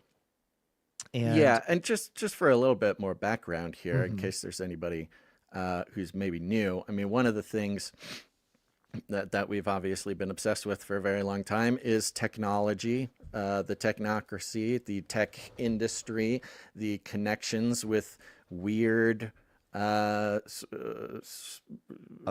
spiritual, spiritual occult practitioners. I mean, the ancient alchemy. Technology industry is riddled with a whole history and ancestry of occult practitioners, and even as recently as AI, Gnostic priests being brought in to Google to help create AI. I mean, it's just it's part and parcel. At the same time, we've been tracking just this very honestly shocking, coming from myself, who's been a Christian my entire life, and at church and Sunday school and youth group and everything forever had been told a revival is coming, a revival is coming, it's going to be the craziest thing, it's going to be the biggest revival in the world. And now I'm this age, and to see the movement of culture as a whole towards first an appreciation for Christian principles, and now even recently, just an enormous move towards Christianity in many of its forms. And of course, this is not without the analysis that it deserves. But one of the really shocking movements that we've seen is now being what am I thinking? It's just being I don't know, pointed out by Vanity Fair. I mean, it's gotten to the point where Vanity Fair is recognizing it and writing a tome about it.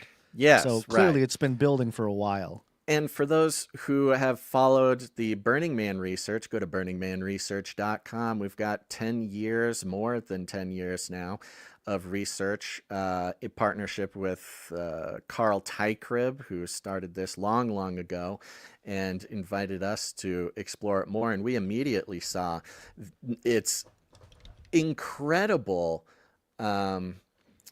importance as far as watching the spiritual movements, tracking the spiritual developments going on at Burning Man, which, of course, if you have been keeping up with the Burning Man research, is not a bunch of stinky hippies. It is technocrats. It's doctors, it's lawyers, it's tech bros.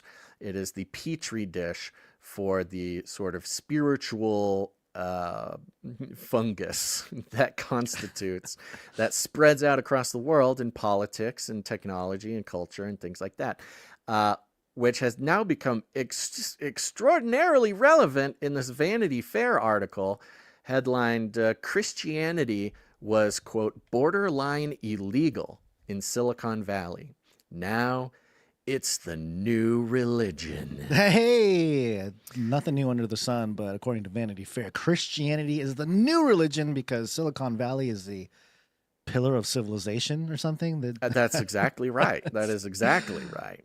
Now, this article is written in a very magazine style. So it's not a news article. It's a magazine article. There's lots of first person writing here. There's a lot of flavor and artsy flair and stuff like that. So we're going to try our best to make it through the what we see as some of the more most important aspects of it. So bear with us a little bit there. But see, especially for you longtime Canarians, see how this lines up with everything that the Lord has been sort of leading us as a community through for the past 10 years. And honestly, an article I thought I would never, ever, ever, ever, ever, ever, ever read, especially from Vanity Fair. Here's just a little intro here at the top. It's mid-October in San Francisco, and a crowd of 200 or so congregants, some seated in pews, others standing below cathedral windows at the back, bow their heads in prayer. Over cranberry apple cosmos and plates of Burmese food served by black-shirted waiters, a DJ plays a thumping soundtrack of remixed worship music. This is not a church service or even a Bible study. It is, instead, an entirely new kind of event in Silicon Valley. We are here to listen in on a conversation between Dr. Francis S. Collins, the former director of National Institutes of Health. So we got Collins in on this, and the leader of the Human Genome Project. Yeah, and that's Francis S. Collins. Yeah. And Gary Tan, the president and CEO of Silicon Valley's influential startup incubator, Y Combinator, which is hatched. Yes, that'll be a little reference for those who have been paying a lot of attention to the tech sector. Y Combinator is like, I don't know, the birthplace of all. Yeah, it's the ultimate incubator of startups. Yeah, we're owned by Google, which has hatched thousands of tech companies with combined valuation of more than $600 billion. The event is called Code and Cosmos, and its underlying thesis is that the fields of science and technology, once considered diametrically opposed to religion and spirituality, might converge with the teachings of the Bible. In other words, business networking for the spiritually curious. Quote, "What is the real basis of morality?" Collins asked the crowd. This is Francis Collins. Puff the Magic guy that was Dragon. doing folk songs about the vaccine. Yeah. Quote, "Why am I here? What happens after I die?" Collins, a thin, owlish man, gazes solemnly at the crowd. Owlish man. Which already seems to have a sense of where this is going. Quote, "Science," he says, quote, "can't really give you an answer. But there is another answer to these questions, and it has to do with one Jesus Christ of Nazareth, whom Collins encountered as a 20-something medical student grappling with the limits of atheism. Ever since," he said, quote, "I've never really hit a situation where what I know as a rigorous scientist and what I believe as a Christ-centered Christian are in conflict." Now, we knew that Collins was a Catholic, I believe. That's been known. But here he is speaking to Y Combinator, like tech oligarchs, about how Francis Collins, the boss of Anthony Fauci during the COVID situation, says he's never seen a situation where as a rigorous scientist, he's never seen it where science and a Christ-centered Christianity are in conflict. That this conversation is taking place not at a church, but in Tan's home, which incidentally happens to be a converted church a stone's throw from Dolores Park, may seem, as Tan tells us from the stage, a little bit unusual. There was a time, Tan says, when such a gathering would be, quote, "maybe even reviled in San Francisco." Many in the room, myself included, remember vividly the period to which Tan was referring. It was a time not so very long ago, mostly in the 2010s, when Silicon Valley cultivated a stance of pointed hostility, not only towards conservatism, but to the Protestant doctrines that underpin much of American life. For many years, the running joke, popularized by HBO show Silicon Valley, was that in the Bay Area, Christianity was borderline illegal. Now let's get into this. Of course, there have always been Christians in Silicon Valley. They just knew better than to advertise their faith. This is to say, the Christians were effectively hiding, and one specific place they were hiding was, according to Tan, on a spreadsheet made up of Christians in tech. There is a spreadsheet, Gons, which was passed around for years among a dozen or so of the techno-faithful. One of them was Trey Stevens, co-founder of the defense tech company Anduril and a partner at Founders Fund, the venture capital firm co-founded by Peter Thiel. Steffens, like Tan, has lately been speaking publicly about his faith in the context of Silicon Valley. He has hosted a Bible study reflecting on the teachings of René Girard, a French philosopher popular in certain libertarian-leaning tech circles, spoken at his church about the connection between Christianity and innovation. and written in what seems a slightly contorted interpretation of the gospel about how basic venture investing principles are an exemplar of divine forgiveness. I'd like to take a look at that before making judgment, but You can find God in all sorts of things. It does not surprise that a venture capitalist would say that venture investing is an exemplar of divine forgiveness. Forgiveness for what is a great question to ask. Yeah. And also gives these individuals a lot of power. Yeah. I'm going to skip the next article, go to the next one. Sorry, paragraph, go to the next one. Nowadays, Christianity is rarely met with direct hostility in Silicon Valley. But there is still the lingering sense, at least in intellectual circles, that practicing it is a faux pas, said Michelle Stevens, who is Trey Stevens' wife and the founder of the organization hosting Code and Cosmos events, Acts 17 Collective. We've actually heard of Acts 17 Collective before. I remember. This is the parenthetical. The organization is named after a passage in the Acts of the Apostles in which the Apostle Paul visits ancient Greece and preaches the gospel to intellectuals. Quote, "Like, how are you a smart person?" she asked. "And a Christian?" Part of the problem. How? How? Like how are you a how? smart person and a Christian? Part of the problem is that for most Silicon Valley's existence, its overarching monoculture privileged a certain type of, quote, smart person. It was the kind of smart person who campaigned for Barack Obama, marched for gay rights, and built a custom prayer stool to complement their priest fetish at the Folsom Street Fair. If you don't know what the Folsom Street Fair is, that's okay. See if we can keep it that way. The subject of ethics was brought up frequently, but almost exclusively in the context of their non-monogamous relationships. Black Lives Matter signs sprouted from their yards, and if they strayed beyond the strictures of atheism into spirituality, it was of the Eastern variety. Being a Muslim was actually kind of cool, because if you were against that, you were probably xenophobic. And Judaism was all right too, because anti-Semitism was not yet in vogue. All right, Vanity Fair. It's in vogue again. Maybe you know this person, or maybe you are this person, because it's a personality trait, while largely original to the Bay Area, has saturated mainstream consciousness so thoroughly as to become stripped of all its original subversion. Let's see if this sounds familiar. Go to most any party of millennials in Los Angeles or New York, and you'll find the same iridescent sheathed package of psilocybin-studded chocolate being passed around. What was once radical is now mundane. Burning Man is slouching towards Coachella. Richard Dawkins is a farce, and an uneasy realization is dawning that while we all thought we were locked arm in arm in humanity's cheerful march towards progress, we were only wandering into a swift approaching regression. Even hard-nosed progressives had begun to sense that something rotten was simmering in the tepid cultural waters. Oh, the progressives? They're smelling their own poop.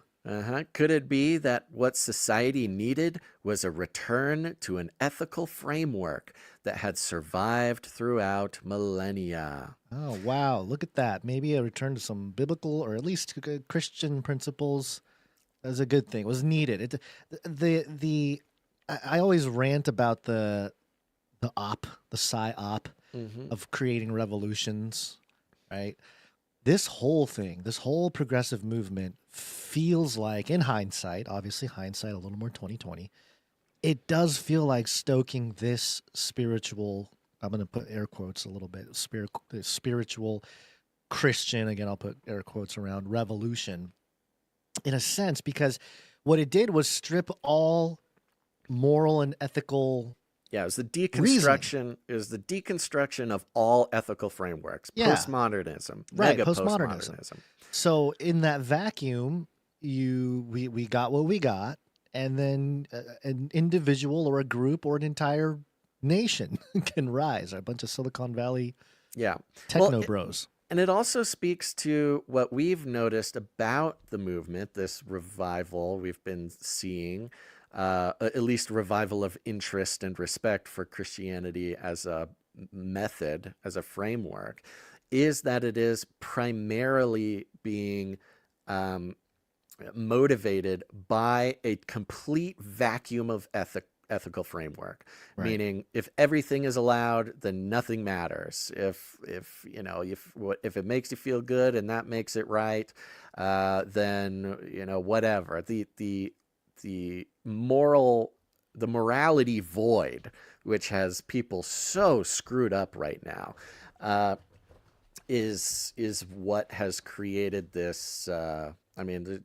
Just like a vacuum, The it must it's a be backlash. filled, right? Yeah, It must right. be filled. So the low pressure, non-morality, non-ethical framework of sort of secularism has only created a space where ethical framework, at least a respect or a desire for some sort of structure for ethics, comes rushing in, and that's why you see it happen so quickly. Once the pressure reaches a certain low, then boom, something comes flooding in, and that's kind of what we're seeing with the Christianity. Not just as a whole cultural movement, but specifically in Silicon Valley, which of course. They mentioned Burning Man. Burning Man, in our sort of thesis, and Carl Teichribb's more specific thesis, is that petri dish, is almost like the pressure builder that then spreads throughout. And as we've been seeing those shifts in recent years, we've now seen this reflected out in the real world. It's very interesting to watch. Do you mind if I go ahead read some of this here? Yeah, how far down are you going? I had a couple paragraphs right after where you were highlighted. Okay, no, that's good. I think these next two are important to get an idea of just how intense it is, and then we can skip down. It says here, you don't need to do much guesswork to see why smart Christians in Silicon Valley are growing more emboldened. After all, there are billionaires among their ranks. One of them is Peter Thiel, who has spoken about his evangelical leanings for more than a decade and who has lately shared his views on his faith with increasing frequency. I think we even brought some of his talk about the Antichrist when he discussed that. Quote, I believe in the resurrection of Christ, he said in a 2020 talk. Quote, the only good role model for us is Christ. Parenthetical, in watching talk after talk of Thiel speaking about his faith, I found myself genuinely puzzled.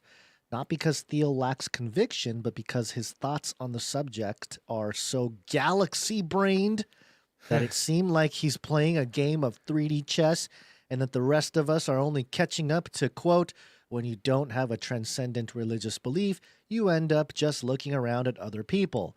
And that is the problem with our atheist liberal world. It's just the madness of crowds, end quote, end parentheses.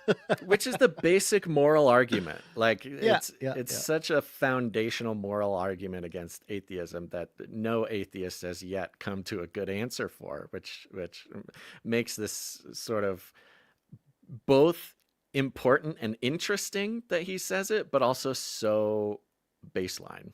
It is. And what I find interesting is you and I we can scream and yell about the moral vacuum, just the fact that there's no ethics in some of these tech endeavors and whatnot, and, do it for 10 years. The people who listen, you guys are with us. We love you. But then, Peter Thiel says it, and it's galaxy brain. He's playing 3D chess. Everyone's trying to catch up to Peter Thiel. Yeah. Anyway, I continue here. And it's not only Thiel. Last summer, in an interview with Jordan Peterson, Elon Musk described himself cautiously as a, quote, cultural Christian, which, oh man, we can get into the theology of calling yourself a cultural Christian. But I mean, is that not basically saying that he's like a lukewarm? I mean, lukewarm is even stronger than a cultural. That's the moral and ethical part. If it's just ethics, that's cultural Christianity. Right. It's not the whole belief, it's just the ethics. Interesting. Quote, I do believe that the teachings of Jesus are good and wise, he said. To have two of the world's richest technologists worth a recently estimated $400 billion for Musk and $14 billion for Thiel speak admiringly about biblical teachings challenges the view that Christianity is anti-capitalist or even anti-intellectual. Well, guess what, Vanity Fair? It's never been anti-capitalist or in fact, Christianity has been the pillar of I mean, capitalism, maybe not, but I mean, in some ways, yes. But then intellectualism, not even capitalism more so. in the way of like an Antifa person would say, but right, yes, right. Just more of the principle, the philosophical, in philosophical defense of capitalism is biblical Christianity, right? Yeah, I love the presupposition that, and this show, I mean, this show reminds you, oh, I'm reading Vanity Fair, right, exactly. You know, and it's about Silicon Valley, so they're making the assumption that somebody who's reading is under the impression that Christianity is anti-capitalist, which is a weird one, but anti-intellectual, a more widely held one. Can you imagine these progressive types? They've been told to fear Christian nationalism for like 5 or 6 years, or maybe even more, maybe closer to 10 years. It's like, oh, Christian nationalism, white nationalism, all these white guys are going to start taking over. And then the two white dudes that take over Silicon Valley are Elon Musk and Peter Thiel, and they're richest, both like, smartest, cultural Christian. Yeah, I believe Jesus Christ rose from the dead. I mean, the I don't know, the exploding brain cells of that. To our point that we've made in the past, as we've made it to this point, is it has to be that way. It has to be this way. It had to happen this way. For it to happen in a truly consistent manner from what we're told in the book of Revelation, it had to be some version being presented as Christianity. It couldn't have happened any other way. Yeah. It goes on for a while here. I do have some of this highlighted, I had one here. If we skipped one paragraph here, one was this. Is it within the new political climate? Right. Yes. Within this new political climate, Silicon Valley's ambitions shifted, and along with them, a factory-fresh founder prototype emerged. So they're talking about startup founders, you know, the Silicon Valley kids. We need to take notes on this, Basil. We need to become this is our moment. Factory-fresh founder prototype. This is our time. It used to be that the 20-something whiz kid who coded a viral game and dropped out of Stanford was a venture capitalist darling. That's like the Mark Zuckerberg thing. Yeah. Quote, VCs used to throw money at that guy, said a woman who manages communications at a top-tier venture firm. Quote, now, if someone comes in and says, I love my parents so much, I grew up going to church, and then I joined the army, and that's what gives me my work ethic, VCs will be like, oh my God, that guy, let's fund that guy.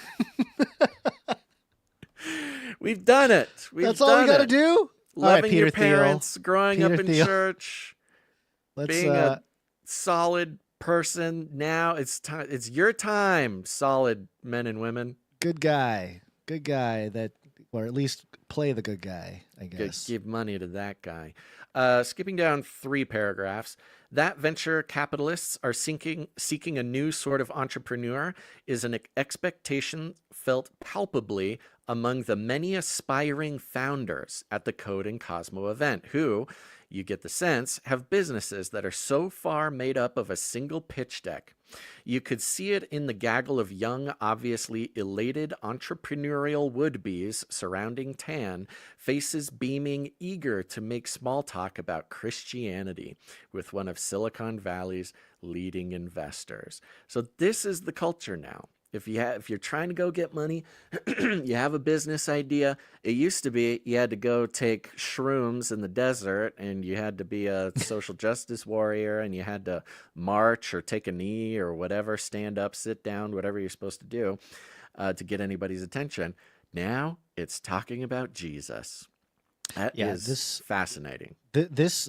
I think this is going to speak into more of what I've been learning about, this idea called New Thought. Have you heard about New Thought, Basil? Yeah. It's kind of like, it's New Agey, but it's not, there's a little distinction from New Age. It's more in the church, trying to, deceive the believers into some wrong think. And I won't go there now, but there was a paragraph with quotes from right before the one you read that I thought was interesting as well. It just says here, no one wants the Palantir guy to be high on acid for 2 weeks at Burning Man, said the same venture capitalist communications exec. Quote, you want hard workers, people who are like, I learned this at West Point. We have Israelis who served in the IDF and are religious and conservative and super libertarian. And we're like, yeah, that seems focused. We'll take that. Which I think is interesting because it goes to show that it's not just Christianity. It's just a belief in God. It's theism. And it's like a cultural theism. It's not in Christianity. If you read this article, it's almost like they're mixing in all this different stuff. I don't know. Actually, Israeli could be a Christian. That's not what I'm saying. But it seems like they have these little moments where you can tell that they're lumping together everything, anything conservative, any monotheistic faith. It's all just one conglomerate. Christianity being the most talked about or most visible. But just a little detail there, because while it is talking about Christianity, they do put other things in here that show that they're not necessarily seeing the distinctions between some of these differences. So here's a part. This is down when the big giant red eye guns underneath one of the the big eye. Big the eye. red eye. So yes. So part of the conversation about watching this movement towards Christianity is like, okay, all right. We're trying to is this real? What is this? Is this just cultural forces? Are people really finding Jesus? Are they actually interested in finding Jesus? What is and this is an ongoing conversation, but this comes up here in Vanity Fair. It says, in the cutthroat world of venture funding, founders are often taught to have a competitive advantage, or what the industry calls an edge against their peers. When Thiel said in 2015 that many of Silicon Valley's successful entrepreneurs seem to have a mild form of Asperger's, overnight, quote, kids started putting on autism effect to seem smarter. One entrepreneur recalled, quote, you're not on the spectrum, you're just socially awkward and you tried to seem smart. These days, he argued, the same effect that engendered a class of people putting on neurodivergence is cultivating a new bent toward biblical altruism. Biblical altruism. Yeah, not effective altruism. We don't want that. Biblical altruism.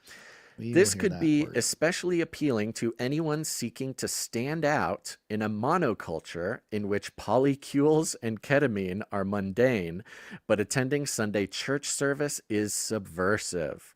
Quote, in cities like San Francisco and New York, being a Christian is a little bit of a vice, said a San Francisco consultant. In other words, the new religion is religion.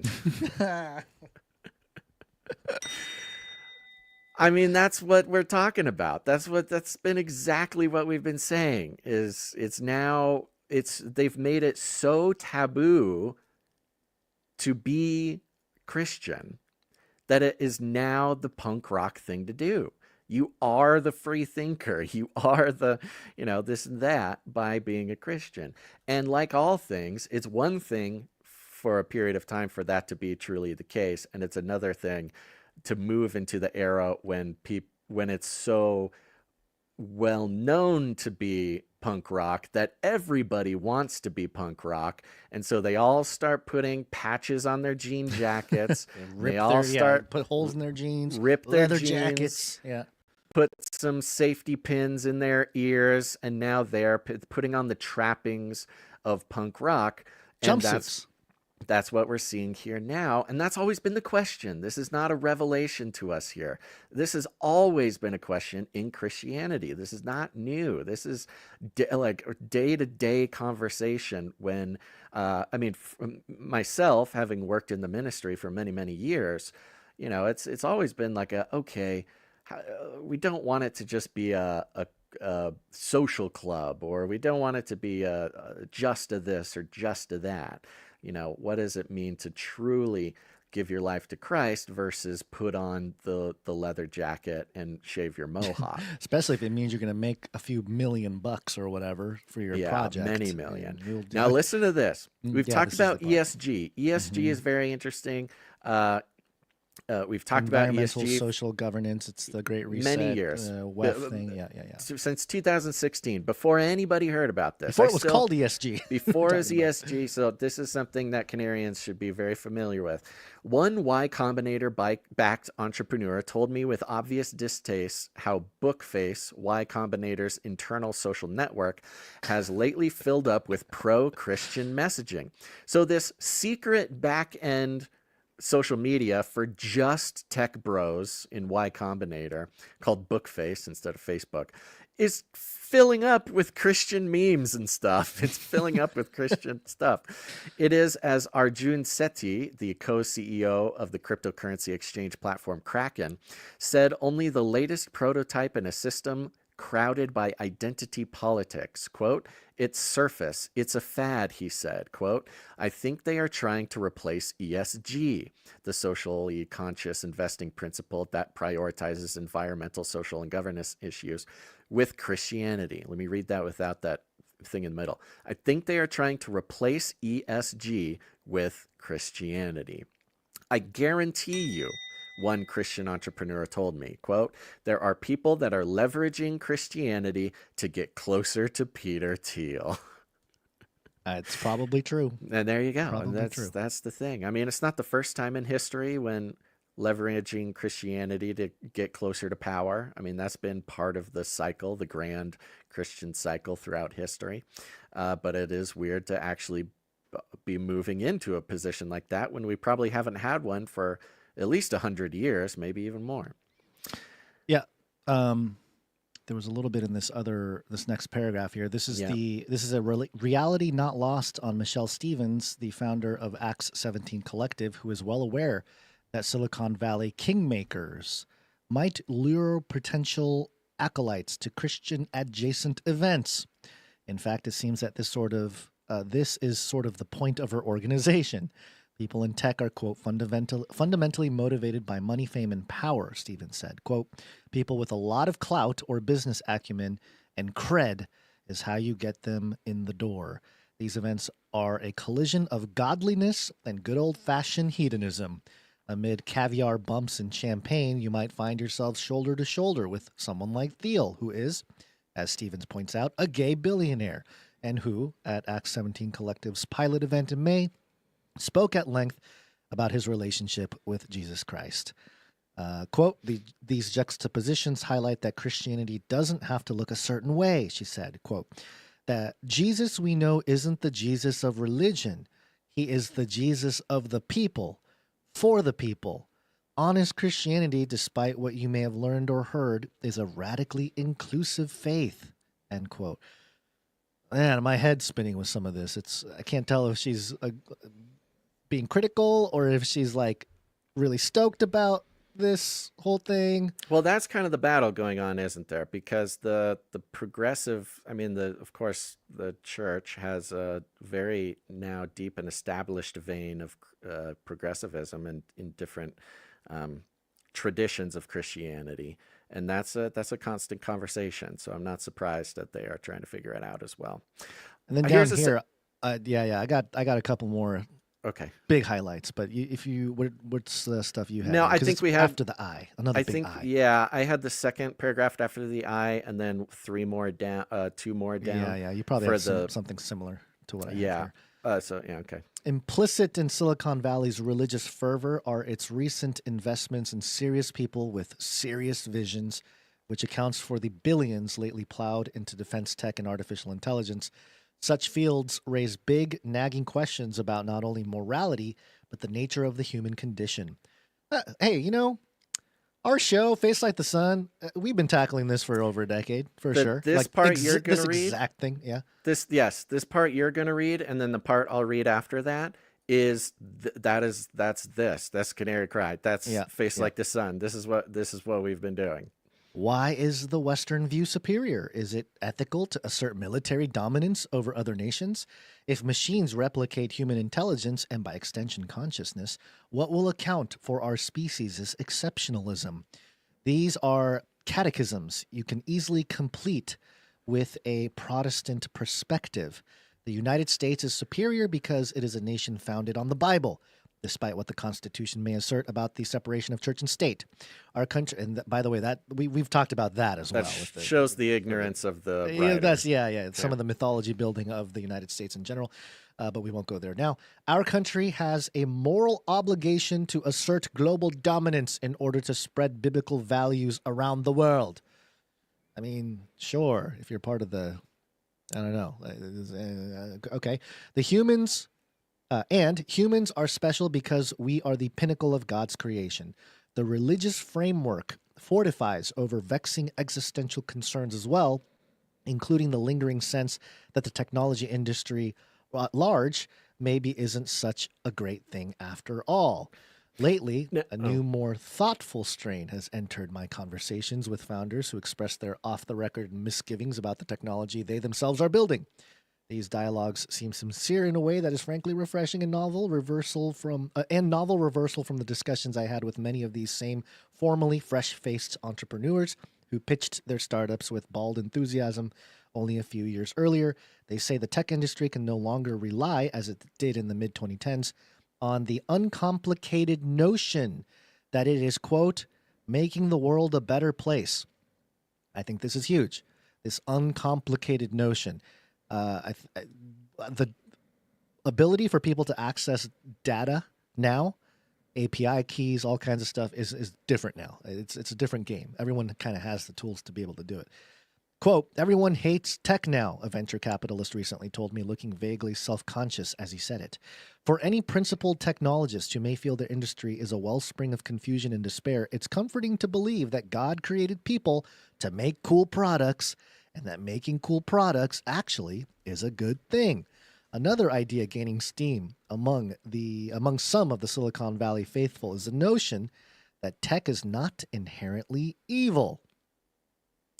Rather, tech produced by bad thinking. Now, by just real quick, what exactly does that sentence mean? It's saying an idea gaining steam among some in Silicon Valley faithful is that tech is not inherently evil. Does that mean that it implies before this, before Christianity, the Silicon Valley people thought that tech was inherently evil? Yeah, that's what they're saying here. They're saying before Christianity got cool in Silicon Valley, everybody thought tech was evil, and they were building tech, and they were evil, and that was great. You know, it's just so weird. It is weird. It is kind of showing the hand a little bit. Rather, tech produced by bad thinking, and by extension, secular thinking, is. This was the general theory floated by entrepreneur Reggie James in October at Hereticon, a Founders Fund-backed conference for creative dissidents. Which, I don't know, how come we've never been invited to Heretic? I've been called a heretic. You and I have been called heretic. We're creative dissidents. Mm-hmm. Why aren't we speaking at Hereticon?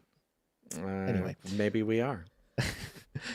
Parentheses, during its apocalypse-themed Miami gathering, Thiel spoke about the coming of the Antichrist. We covered that. Like I said, why aren't we there? There, James introduced the idea of, quote, secutech, or secular technology, designed from a secular perspective. His primary example is social media, which, he told me over the phone, engenders, quote, the postmodernist values of fighting over identity and representation. Everyone on social media is going through an identity crisis and some kind of disinformation campaign. That's not a bug. That's a feature of postmodern design. Exactly. So they knew it all along. And that has been core to, I mean, we used to talk a lot about it in the context of like, hey, as Christians, how are we supposed to feel about technology? As navigating that as a believer was a big focus for us and those like us between, 2012 and maybe 2016 or 17. That was like the thing, and postmodernism invading and saturating every bit of culture and therefore saturating every bit of technology that came out, really progressed and not just progressed, but sped up the sort of rot from within, because it was built into the very foundations of our daily lives, which is our phones, our computers, things like that. Right. It goes on. I mean, there's some more zingers in here. No, this is the one. Let me grab this one real quick. Yeah. This is the big one. This was the right after that. They're talking about the postmodern design. There is an antidote to Secutech, says James, and it's called spiritual technology. Woo! He coined a phrase that has existed for hundreds of years. And maybe we've even used the phrase in this context of Silicon Valley and this movement. Spiritual technology, which is technology that, while not necessarily relying on a religious framework, is built with the understanding, quote, that values across religions are different from postmodernist secularist tech values. But not every religious technologist is necessarily all in on Silicon Valley's burgeoning embrace of Christianity. Luke Burgess, a Catholic entrepreneur who recently hosted a dinner at the Vatican dealing with AI, said there's a danger in trying to map Christianity onto everything that Silicon Valley is doing. This is the goal, Burgess noted, of the 1626 novel, The New Atlantis. Hello. Age of Deceit, Chris Pinto. This was big talks. Core the conversation foundation of America. Yeah. Which has piqued the interest in some Silicon Valley circles. The novel envisions a secretive, quasi-Christian society through technological experiments, controls the weather, overcomes aging, and builds heaven on earth. These godlike efforts are at work in industries like defense tech, which Burgess warns is such brilliant branding because, quote, it's not always used that way. But he added, there's also artificial superintelligence, which is the idea that machines will soon compete with eventually supersede human intelligence. Quote, in Silicon Valley, said Burgess, quote, there's a strong strain in which they're trying to create something that would take the place of God. Blah, blah. And then it starts going into AI, and they do repeat a lot of the AI conversations that we've had for some time here. I'm going to just grab the last two paragraphs. Yudowsky was quick to throw cold water on that idea, arguing that religious thinking has little utility in uncovering the motivations and stakes of AI. Quote, at the core of everything, there is a factual question. How much power does AI end up with in the limit? Can its makers control it? He told me. Quote, you can't settle it by religious thinking. You can't settle it by accusing other people of religious thinking. If someone could actually build a god for $20 billion and have it follow their orders, they wouldn't need to be religious to want to do that. When I took Tan aside to ask why he thought Christian perspective was relevant to anyone working on artificial intelligence, he told me that it was imperative for people working in tech to realize that they're building for, quote, something beyond themselves, their families and communities, he said, quote, technology is so powerful right now that ... you need to have this sort of touch grass moment. People are ready to make AGI their god, Tan added. What we're trying to do with events like this is give them an alternative. It is like this whole crowd has been tuned in to Canary Cry for like 10 years. They must.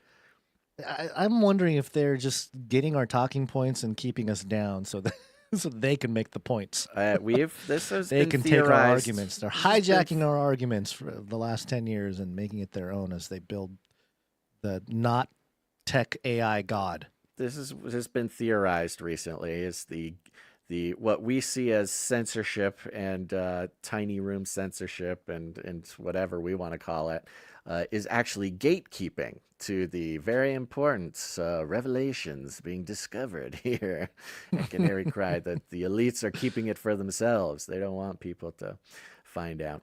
So this is very interesting.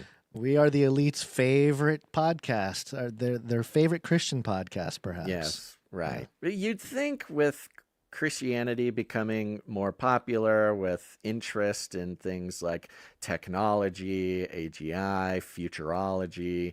I mean, forget the pyramids and, pre-flood civilizations and all these sorts of things. It seems we would be in an era, Gons, where we could, I don't know, get a little bit more traction on the platforms, but ding dang, if we didn't just start it's gone down. if we didn't start advertising on the show, they got to steal these ideas. They got to let it sort of influence in the background, because if everybody got on board with what we got going here, nobody would be making any ad dollars, and that's not okay. We can't have that. I guess it's true. There's some legacy that they need to maintain. It does make me wonder, because look, maybe it's just because we've been so consistent with our views, and we haven't really changed a whole lot of our views. No, some say really maybe that's simple. Part of the reason why why we're not as popular as we could be. Well, is we because don't follow whatever the trend is. At the Right. time. Well, it was interesting when we first started seeing this happen. I remember your enthusiasm as recent as maybe like 5 or 6 months ago, maybe a little more. Maybe it was like a year ago, when you were very enthusiastic about what was happening culturally with this move, this shift back towards perceived, At least cultural Christian Christianity, ethics. right? Yeah. Christian ethics and stuff.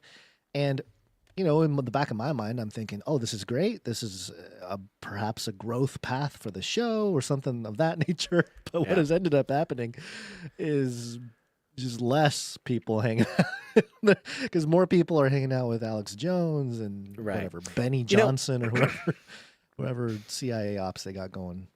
Yeah.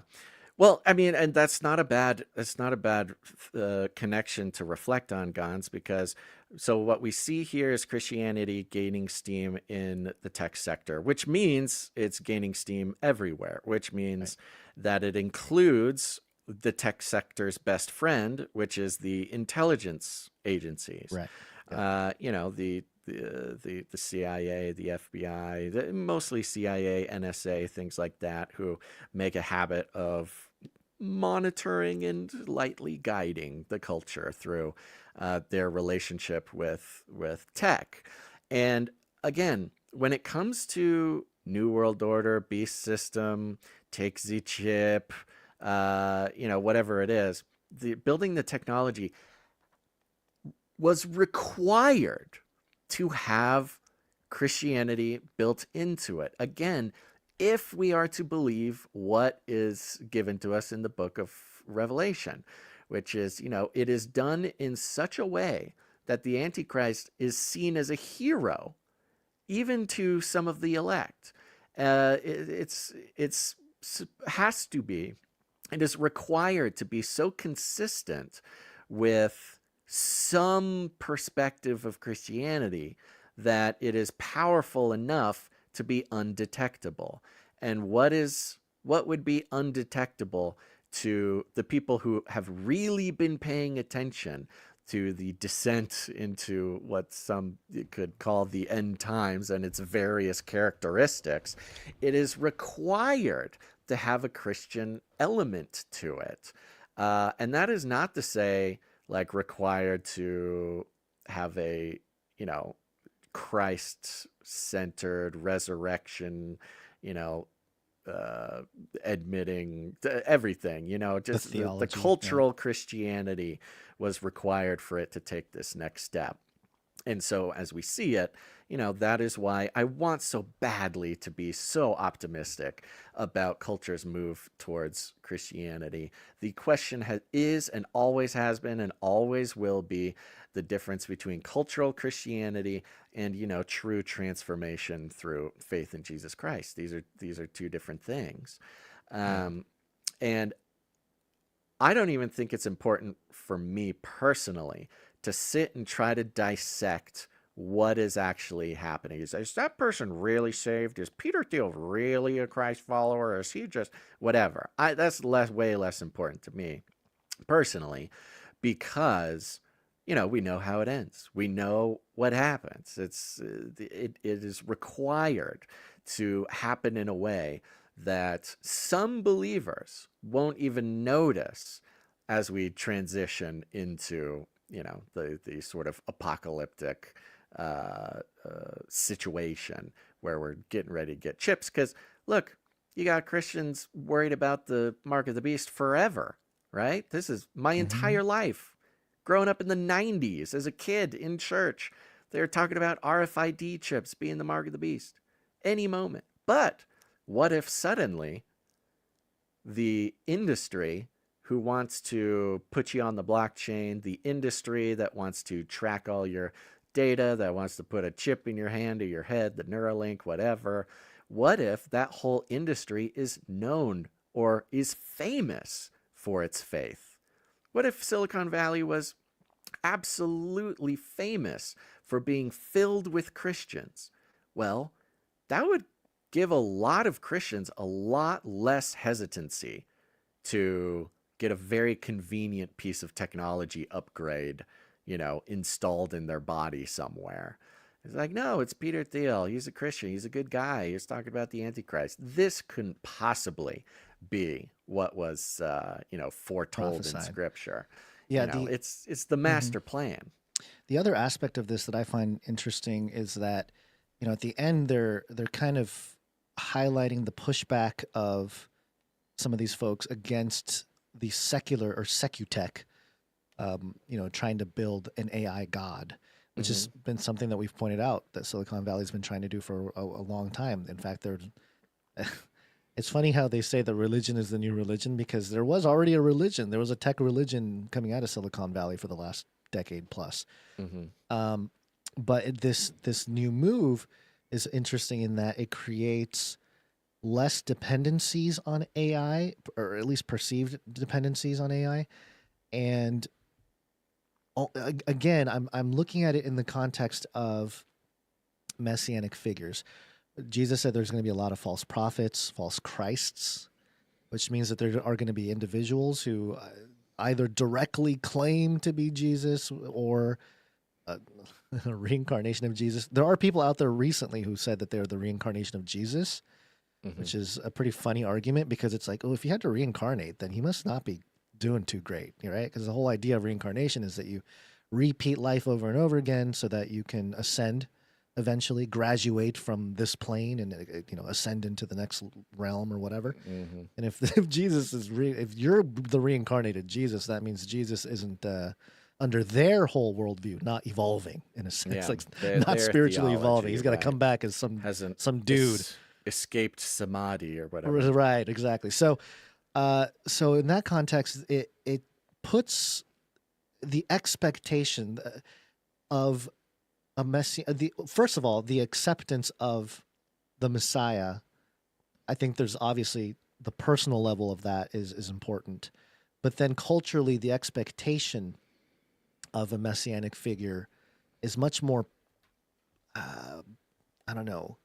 palatable. Is that the word I'm looking for? Palpable? Palpable. Yeah. It's almost like people expect an individual to do some Christ-like things, and maybe even culturally, we're seeing that with Trump. How they kind of glorified Trump the way they do. But yeah, less concerns about the tech itself, and more so about the individuals that can do things. And then, after maybe some kind of war or some kind of conflict, he gets a head wound. Then you can get that AI to create the image, kind of thing, and that can all come to fruition later.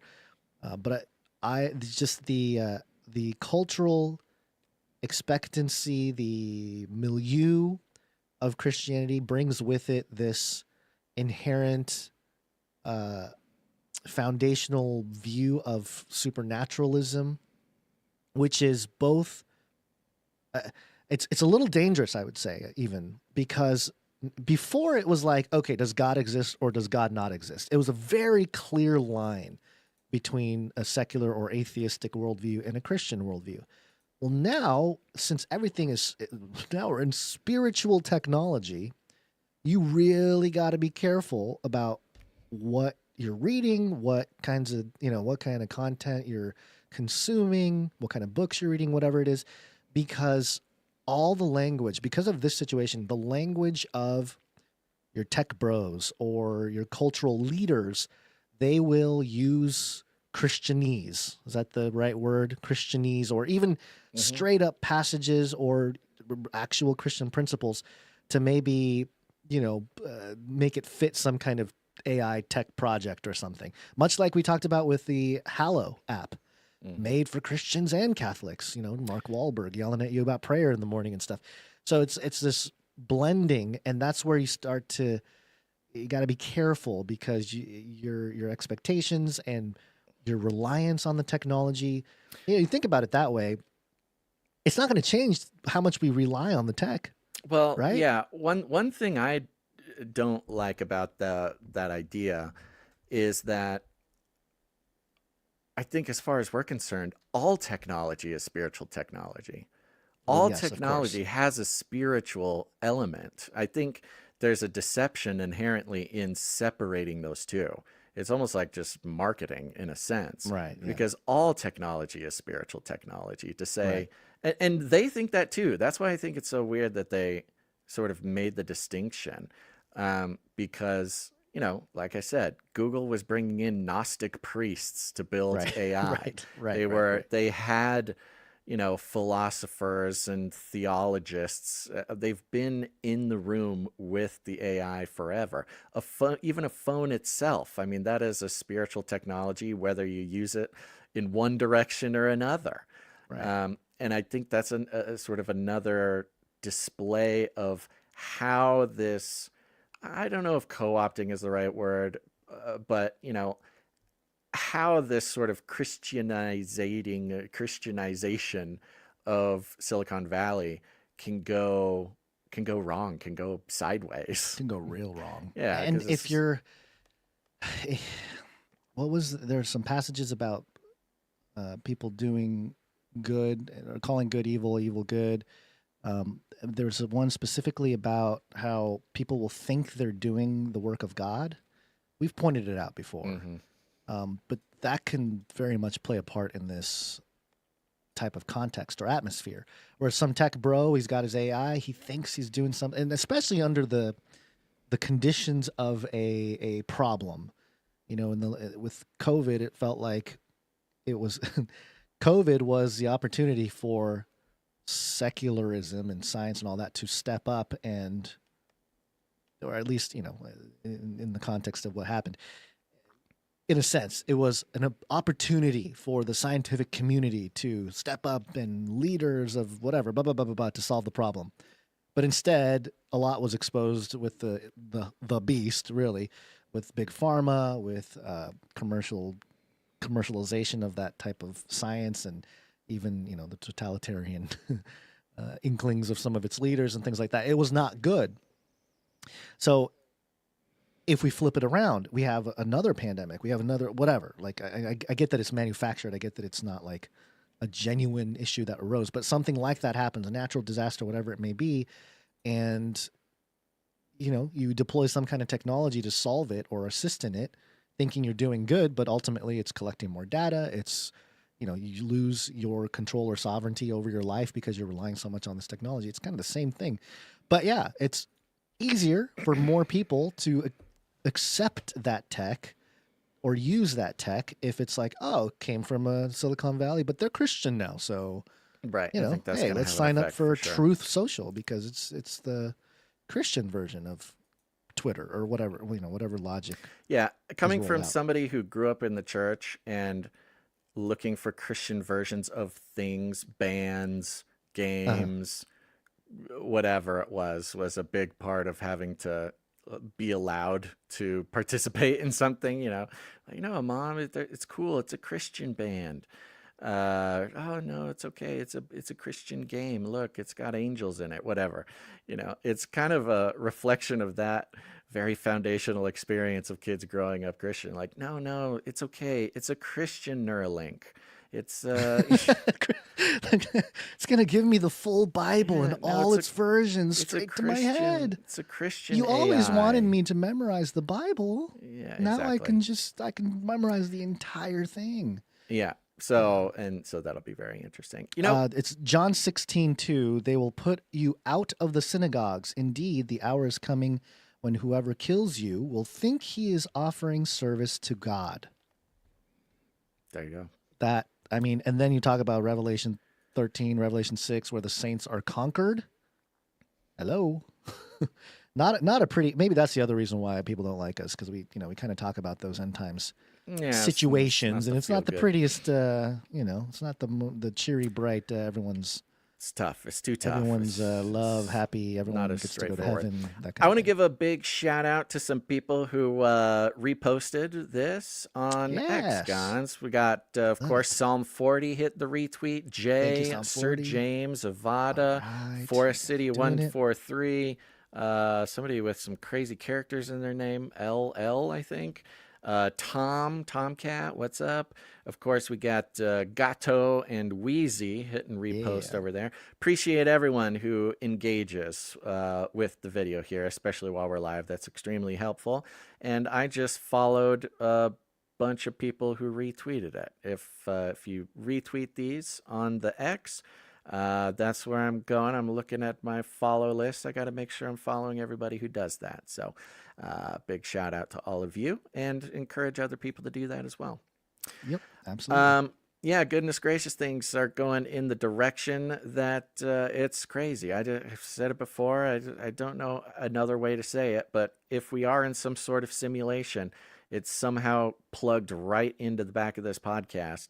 Because it all just keeps coming together, Gons. It's crazy. I know. All right. Well, we went a little 3 longer hours. show today. What do you think? 3 hours. Good? I think we're good. Yeah. You have anything else to cover? Okay. Well, you know what? We did have that little thing with AOC. I mean, just to kind of end on a little bit of a happy note. Palate cleanse. Maybe not happy, but just a fun note, I guess. What happened to the? Oh, here we go. Okay, yeah, so let's see. Real quick, AOC. Oh, girl, baby girl. Don't even play. That's right. She's going to run for president in 2028, and people are excited about it. The crowd just absolutely... doesn't play. Of course it doesn't play. Come on. It played for a second. It did? Okay. Yeah. The crowd just absolutely adored this progressive pair. There were Bernie Sanders t-shirts everywhere, and even AOC 2028 pins. And the reason is because the base right now is furious with the Democratic leadership in Washington for not standing up aggressively enough to President Donald Trump. But AOC and Sanders are not backing away from the fight. In fact, they are embracing it. That is a huge reason why are they putting on this tour in the first place. And AOC even had some sharp words for her own party. Take a listen.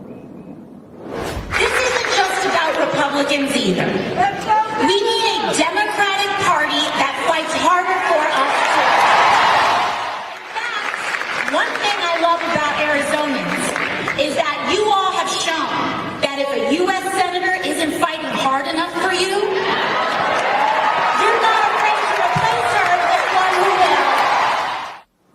They couldn't get better audio for her? What's going on, MSNBC? It's not great. Now, AOC didn't mention any Democratic leaders by name, but the crowd in Las Vegas yesterday certainly did. They broke out into multiple chants of Primary Chuck, a reference to Senate Minority Leader Chuck Schumer, who's been under fire from his own party after last week's government funding fight. Now, advisors to AOC insist she's not plotting a primary, she's not planning to run for president, but they also aren't ruling it out either, Anna. There you go. Yeah, a couple interesting things. Bernie Sanders recently came out and said he agrees with Trump on shutting down the border. What? Which, why would, yeah, what? which is actually going back to an original Bernie Sanders thing. Now, obviously, as the Democrats are trying to figure out what to do 2028, you've got many of them swinging back towards the middle. And Bernie's doing a similar thing. He used to say, open borders is a Koch brothers conspiracy, a right-wing conspiracy to take our jobs. Like, that was like 2016. That wasn't even that long ago he said that. So he went back. People are talking about him reiterating that conversation. He had a weird moment in an interview where the interviewer was asked if he thinks AOC should run for Senate. And he stood up and walked away. He just didn't want to talk about it. Didn't want to talk to her. Some took that as a signal that, she shouldn't run for Senate because we need her to run for vice president or something. So a little bit of that. Yeah. It's all they have. They don't have anything else. It's either Gavin Newsom or AOC Bernie. I told you it was going to be AOC Bernie. You were very skeptical of my AOC Bernie ticket that I think I mentioned last episode. Well, we just hadn't seen anything yet. Well, that's the whole point. You're not supposed to see it until one of us mentions it. That's how the simulation It's still works. way too early. No, well, that's You're a good right. point. It is too early. It's But still way she too was early. She was trying to appeal to the Democrat, that vacuum of the declining Democrat Party there. It's not just about the Republicans. It's about, we need better Democrat leadership, and everyone cheered. So, Problem is that she's still whipped by Nancy Pelosi. Nancy Well, of Pelosi course. is in control.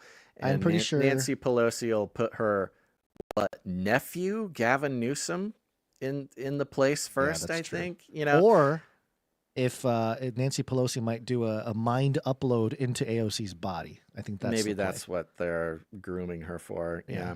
They need all the brain cells to be ready for Nancy's entrance. Yeah, I was going to say AOC would be a crazy choice because she's been a senator for 5 years, but I think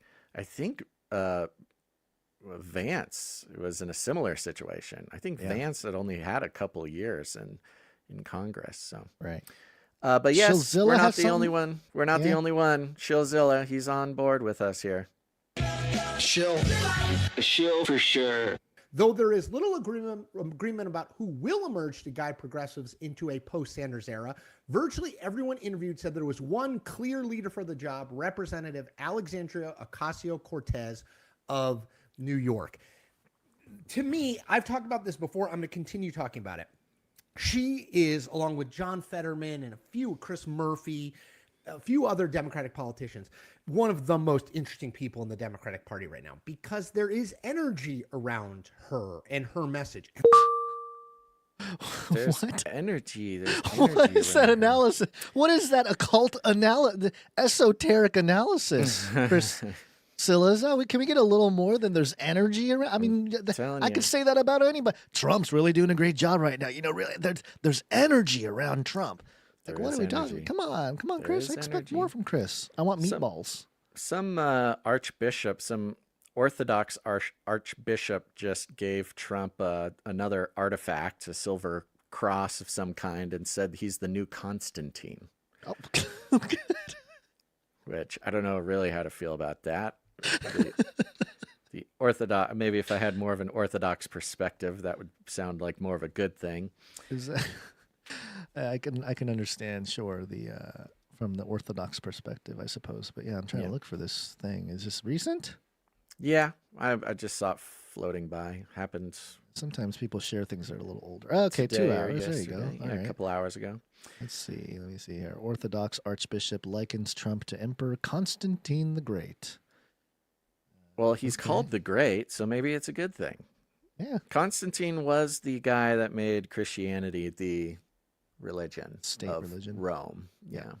Which, again, that's kind of what we're seeing in the tech sector. what That's we're seeing, actually, good- if you were good going analogy. to establish a quote unquote official religion, whatever, you wouldn't do it by the government. It's impossible. Yeah. You couldn't have Trump come out and say, Christianity's official state religion. But if all the tech guys, all the tech oligarchs, all the billionaires, if they say Christianity's the state religion, then it's the state religion, the network state religion. Yep. Yeah. All right. Well, there we go. Round it out. That's pretty good. Thanks, everybody, for tuning in. Thank you to all the producers. God bless you for keeping us going one more episode. It is truly a magnificent thing to watch. God's people coming together, breaking away from the seemingly unbreakawayable theology of advertising, where your mind, your eyeballs, your attention all gets monetized for the benefit of corporations. And that's, sadly, we're watching that take quite the toll on independent and alternative media. But value for value is where it is at. No matter what value you get from the show, no matter how you are called to put value back in, your time, your talent, your treasure, you can do it. Go to canarycried.support to learn more. We got some people to thank who come in with their time. I want to thank the Clippies because I want to hear the song. Clippy on those videos. Thanks. That's right. Thank you very much, Clippies. And of course, thank you to the timestampers. Timestamp, it's hard work. Timestamp. I think Jade Bouncerson is the only one. That sounds right. good to me. No. Morgan E. Morgan E. did Morgan last E. episode. Thank you, Morgan E. Morgan E. Appreciate you. Oh, she did the last couple episodes. Hey, Oh, Morgan more E. than that. Great. Champion. Thank you so much. Yes. Yep. Thank you to Jam, who now heads up the Telegram, as well as sending us some links. Thank you to Adam42 for the Discord channel. If you're a Discord or Telegram person, go to canarycry.party. Get hooked up there. Thank you to Joe for the feedback. Thank you to Clank for clanking. Thank you to everybody who has a hand in what happens here. There's even more than that. We appreciate it very, very much. And if you're interested in getting involved somehow, you can send us an email at canarycryradio@gmail.com. Or if you go to canarycry.support, you can scroll all the way down to the bottom. You'll see a little form. If you fill out that form, puts you on a spreadsheet, kind of like a spreadsheet full of Christians in Silicon Valley. And somebody will reach out to you. Thank you very much.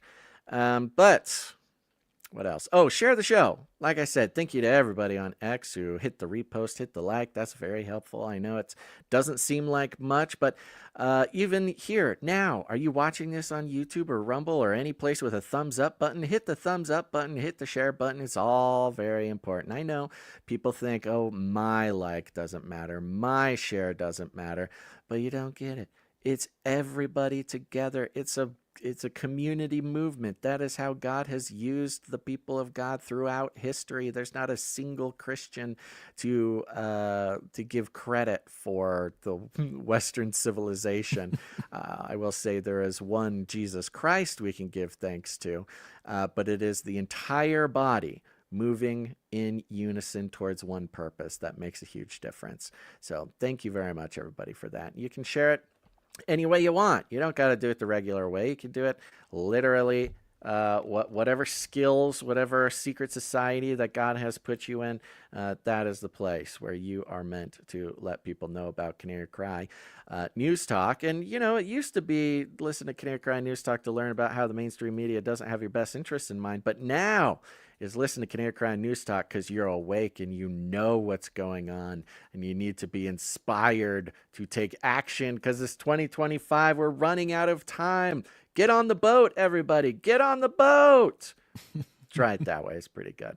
So please do that. And we like to call it rattling cages. And all you got to do is walk right up to him, grab him by the cage, and then you shake it. The end of the world occurred pretty much as we had predicted. I want to shake things up, stir up some controversy, rattle a few cages. Hey, stop that! You'll never silence me. I'm the last angry man, a crusader for the little guy. Leave the bird alone. Never. Rattle a few cages. Rattle a few cages. The human race will have every opportunity to improve. And if they don't? Ask Noah. That's right. Just ask Noah. And don't forget to join the Canary Cry text message alert program, even if you're just listening on the podcast version. Go ahead, take out your phone, text the word Canary to 877-740-3226. Send us a text. I'll read them all. 708 just said, "Here, Christian, this chip is for your hand." No, it's okay. We built the right thing. See, it has cross. Talking about the Christian mark of the beast made by Christians. Thanks, Peter Thiel. Gons, you got any last words? We will see you on Wednesday. That's Heaven's Gate Mass Suicide UFO Cult Awareness Day. Oh, good. UFO Cult Awareness Day on Wednesday. It's a good day to be. Good timing. Good timing. Hanging out with us. That's right. All right, everybody. Thanks for tuning in to this episode of Canary Cry News Talk. Make sure to tune in next time. But until then, think outside the cage. Armageddon's on the way. We will hunt you down and make you pay. I'll keep you warm and safe in my people zoo. Give me a break. Do not come back, you Nazi psychopaths. Remember, reality is an illusion. The universe is a hologram. Buy gold. Bye!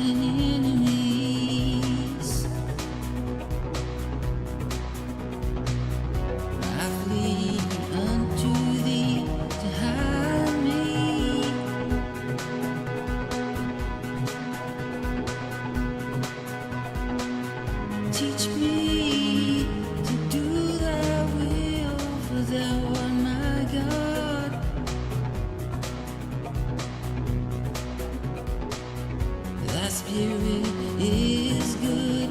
Lead me into the land of brightness.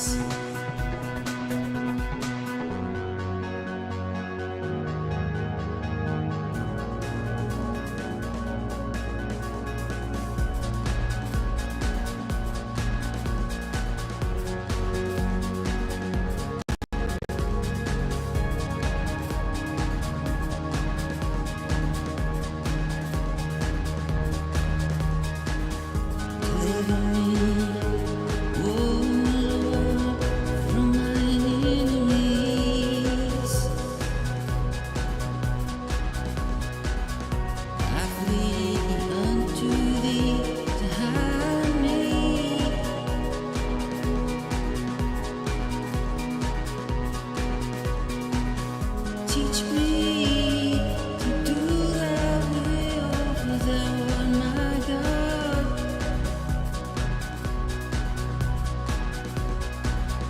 Thy spirit is good. Lead me into the land of brightness.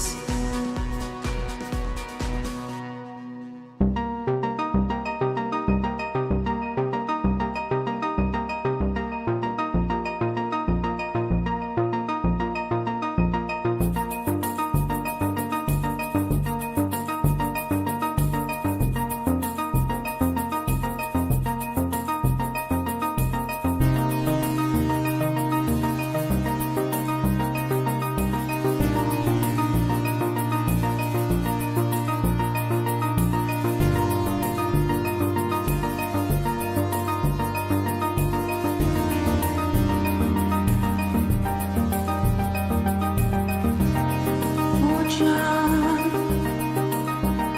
truly baptized with water, I shall be baptized with the Holy Ghost. Not many days hence.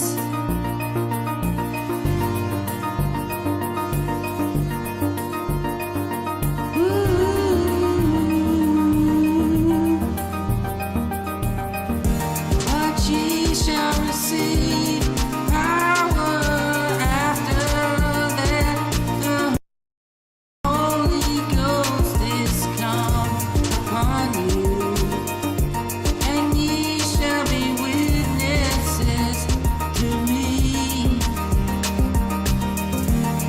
and unto the uttermost part of the earth.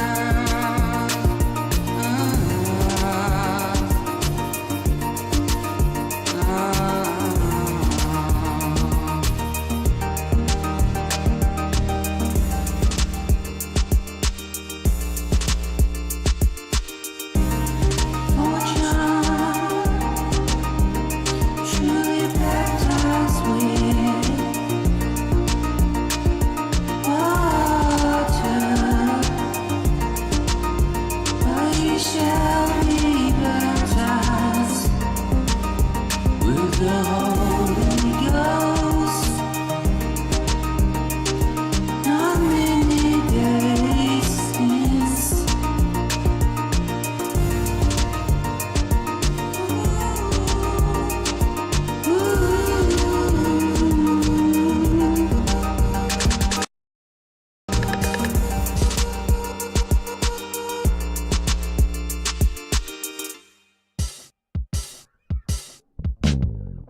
You little rascal.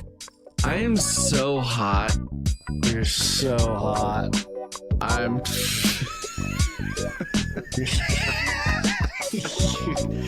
Gons. I am so hot. So hot. We only exist because of producers just like you who get value from the show and they put value back in with their time, their talent, or their treasure. There's lots of ways to do it, whatever works for you. Whatever works for you, their talent or their treasure.